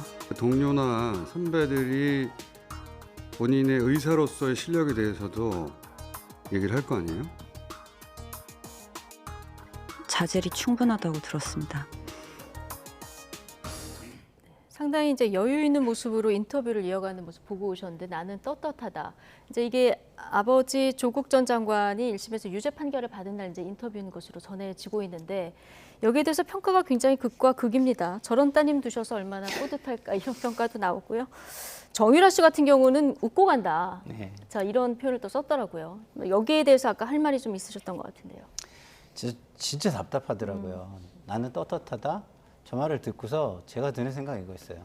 참, 나는 자식을 어떻게 키워야 되나.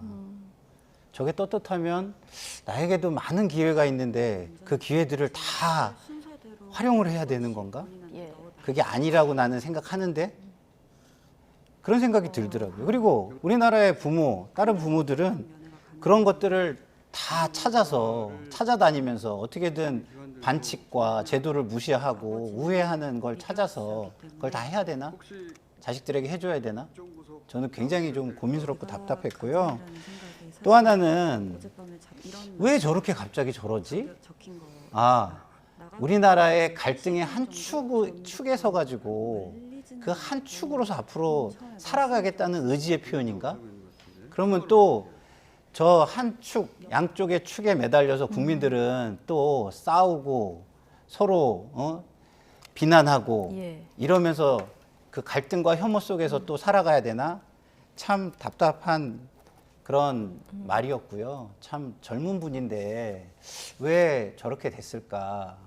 좀 안타깝습니다. 조국 전 장관이 조금 더 여유를 갖고 이 상황을 좀 대처를 했다면 따님한테 좀 더 좋은 영향을 줄 수 있었지 않았을까, 이런 부분이 좀 더 안타깝다는 생각이 들었어요. 예, 장성철 소장님은 조민 씨가 왜 이렇게 공개 인터뷰에 나섰다고 보십니까? 정치하려고 그러는 것 같아요. 정치하려고 그러는 것 같아요. 나는 의사가 못 될 것 같아.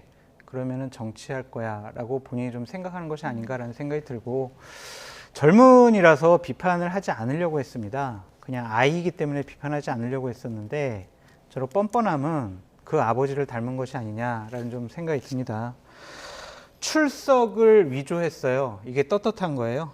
표창장 위조하고 인턴 경력 위조했습니다. 이것이 떳떳한 겁니까?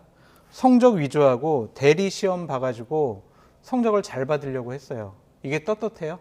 그 우리나라 대한민국 모든 입시를 하려고 하는 학생들 다 위조하고 대리 시험 봐가지고 그러면은 학교 가고 점수 잘 받아요?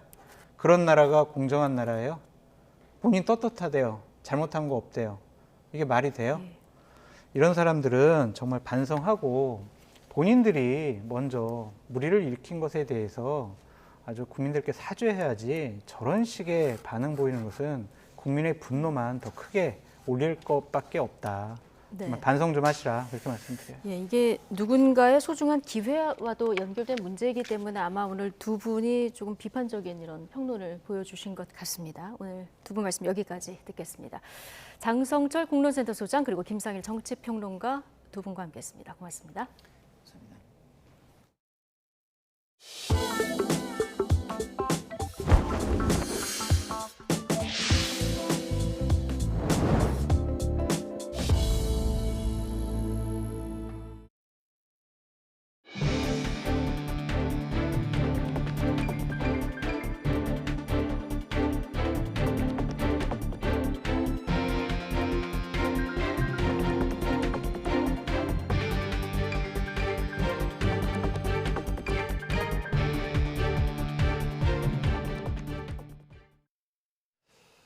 대통령실 정무수석이 어제 국회를 찾아 안철수 국민의힘 의원을 이례적으로 직접 비판한 건 윤석열 대통령의 직접 지시가 있었던 것으로 나타났습니다.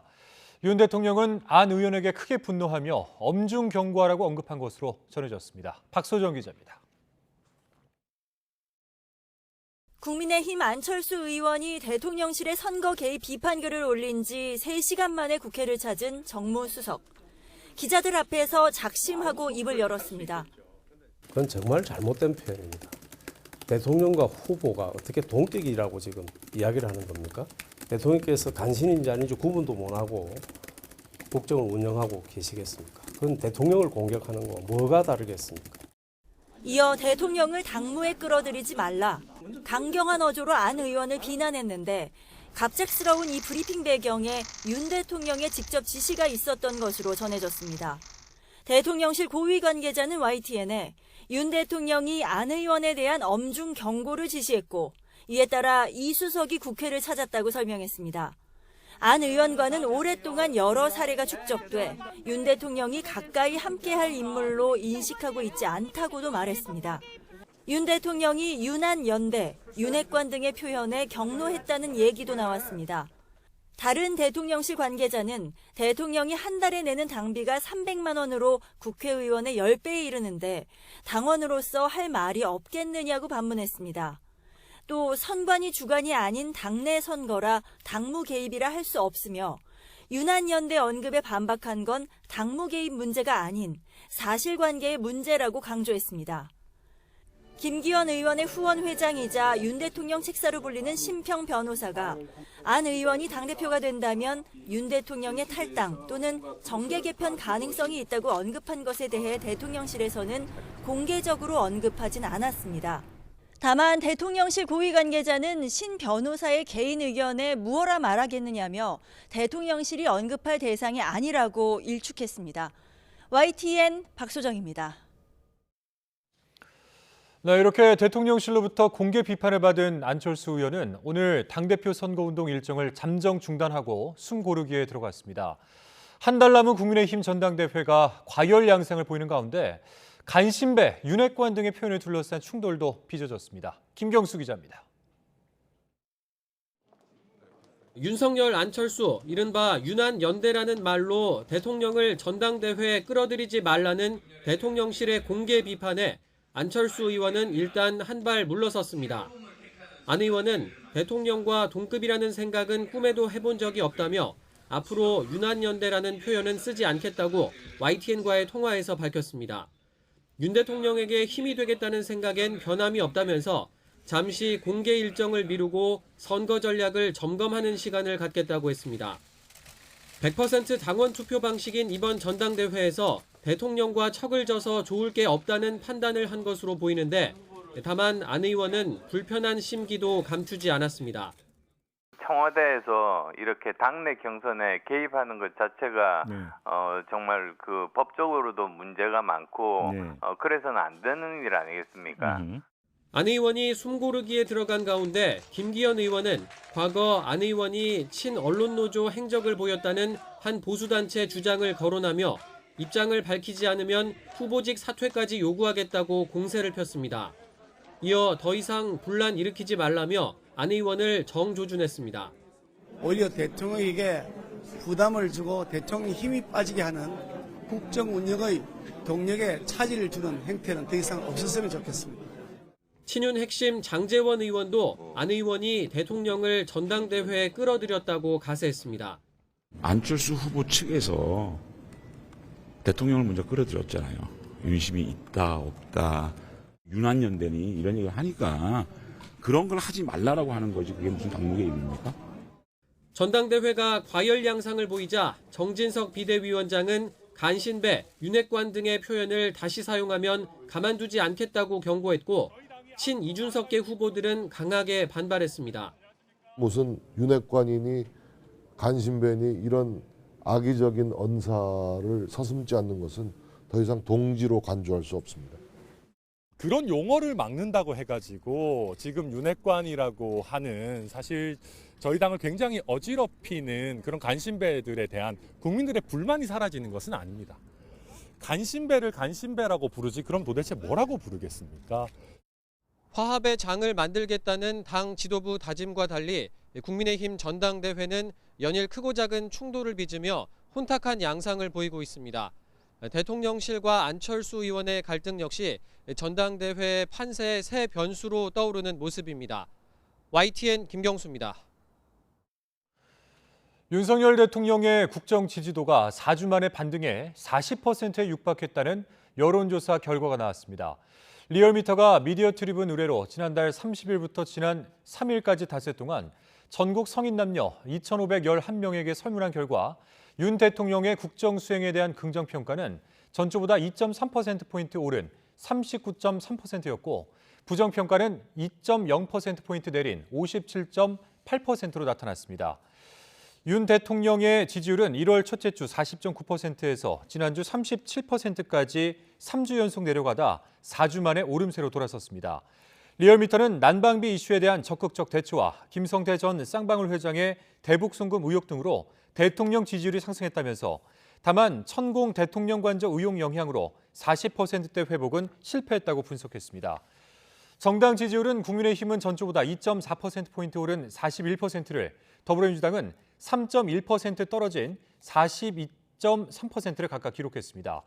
표본 오차는 95% 신뢰 수준에서 플러스 마이너스 2.0%포인트이고 자세한 사항은 중앙선거 여론조사 심의위원회 홈페이지를 참조하면 됩니다.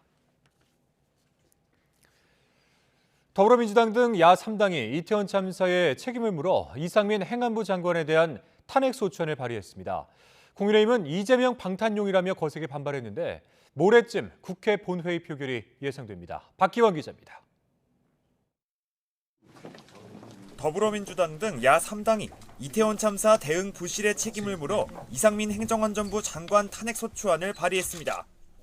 다중 밀집 사고에 대한 대책 마련 등 사전 예방 조치를 안 했고 참사 발생 사실을 알고도 수습본부를 설치하지 않았음은 물론 참사 이후 부적절한 발언으로 유가족들에게 상처까지 줬다며 탄핵 사유를 밝혔습니다.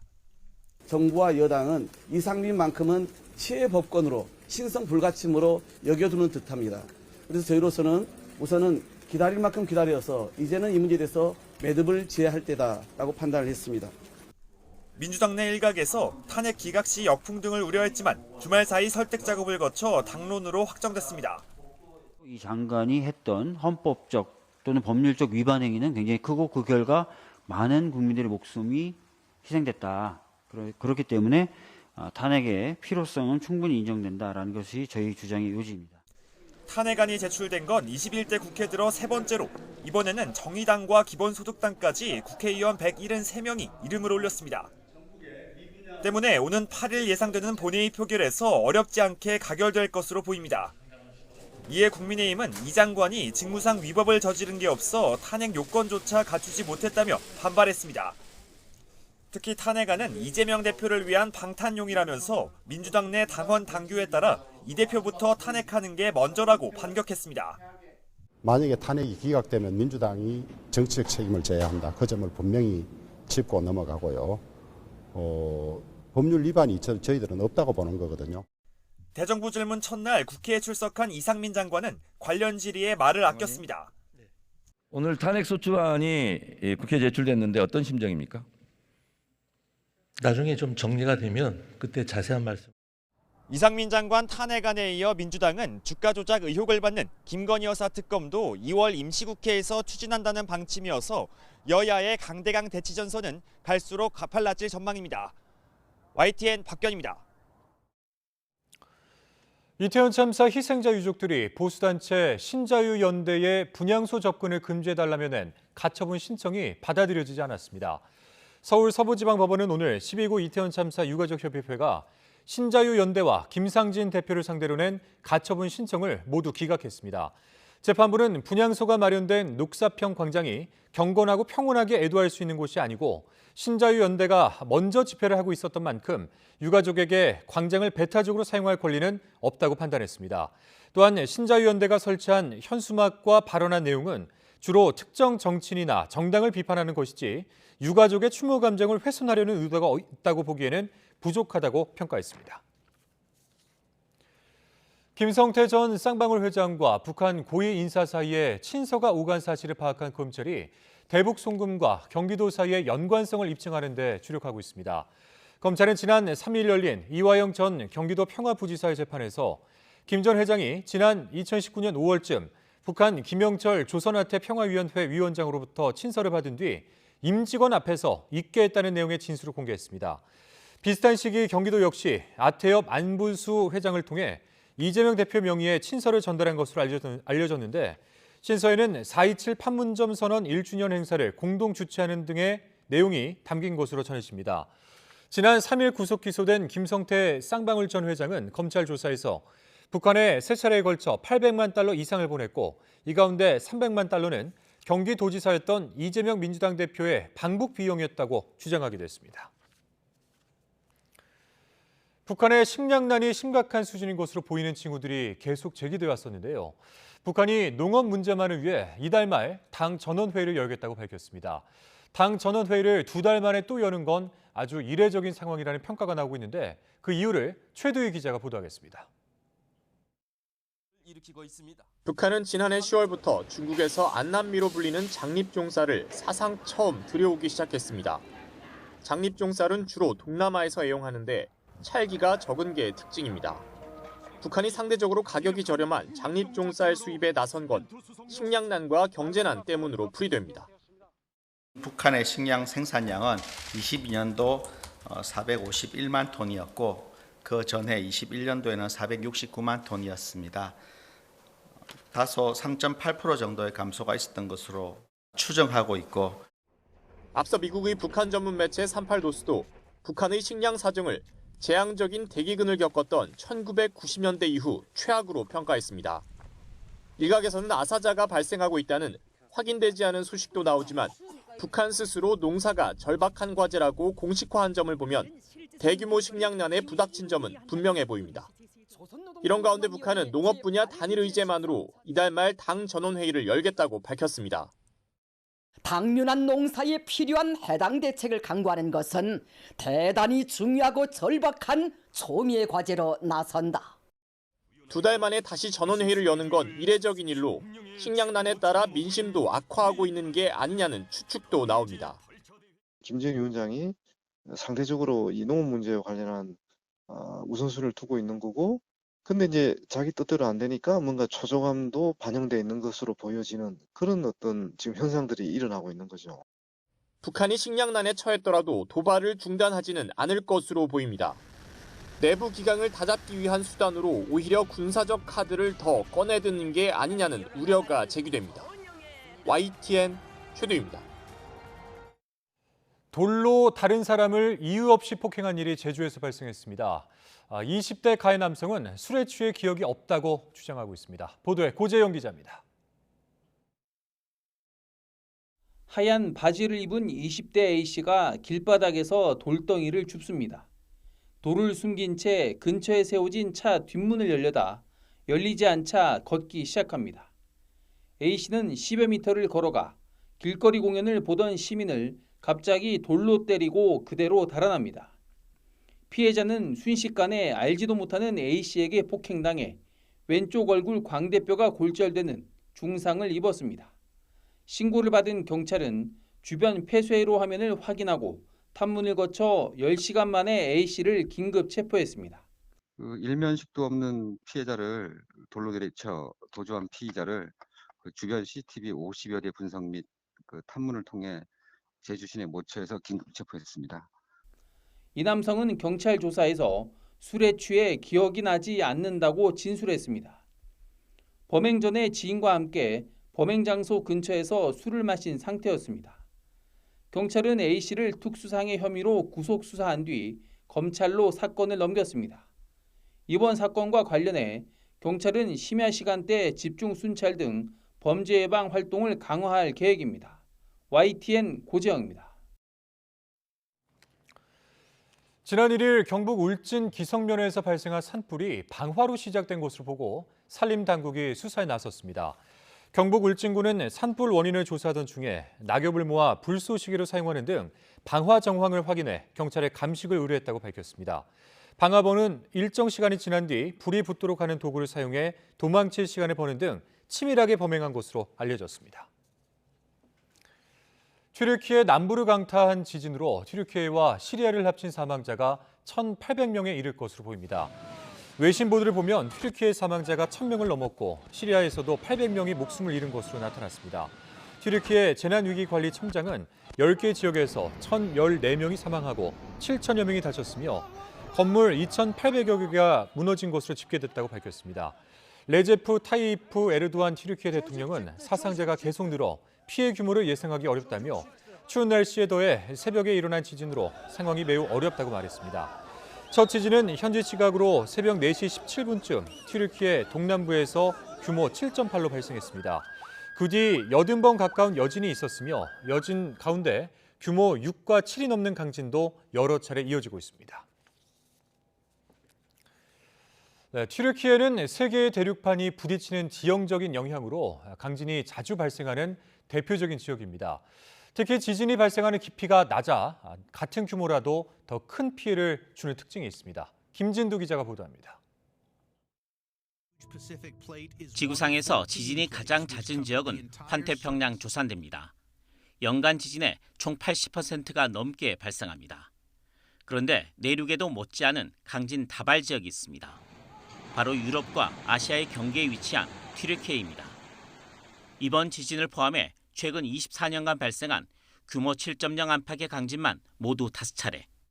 가장 강한 지진은 이번 지진을 포함해 규모 7.8에 달합니다. 판과 판의 경계에 놓인 튀르키예의 지형적인 여건 때문입니다.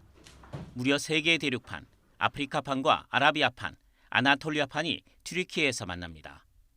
이 판들의 충돌로 북부 아나톨리아 단층과 동부 아나톨리아 단층이 만들어져 강진이 잦은 것입니다. 특히 이번 강진은 그동안 지진이 주춤했던 동부 아나톨리아 단층에서 발생했습니다. 그만큼 오랜 기간 에너지가 쌓인 뒤 분출해 강도와 피해가 컸다는 분석입니다. 이번 지진이 발생한 지역은 그동안에 큰 지진이 상당 기간 동안에 발생해 오지 않았던 지역에서 발생을 해오면서 이 지역에서 지진이 발생할 것이라고 오랫동안 이야기되어 오던 지역 중에 하나입니다. 또 보통 수십에서 수백 킬로미터에 달하는 해양 지진과 달리 튀르키예 강진의 진원 깊이는 24킬로미터에 불과합니다. 그만큼 얕은 위치에 지진이 발생해 그 에너지가 지각을 강하게 흔들면서 건물 붕괴 등이 많았던 점도 피해를 키운 원인입니다. YTN 김민우입니다.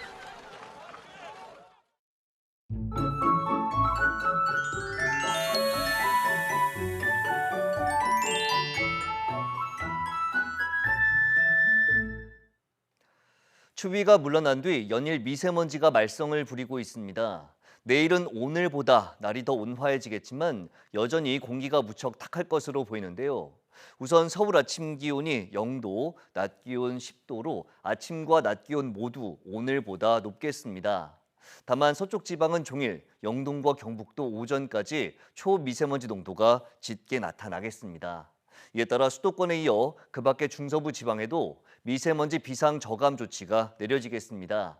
이 지역에서는 미세먼지 배출 사업장과 공사장의 운영이 단축되고 5등급 차량의 운행이 제한된다는 점 참고하시기 바랍니다. 또 점차 구름량이 줄겠지만 제주도는 새벽까지, 늦은 오후부터 모레 새벽 사이에는 영동을 중심으로 비가 조금 내리겠고 산간에는 눈이 오는 곳도 있겠습니다. 내일 아침 기온 오늘보다 2도에서 4도가량 높겠습니다.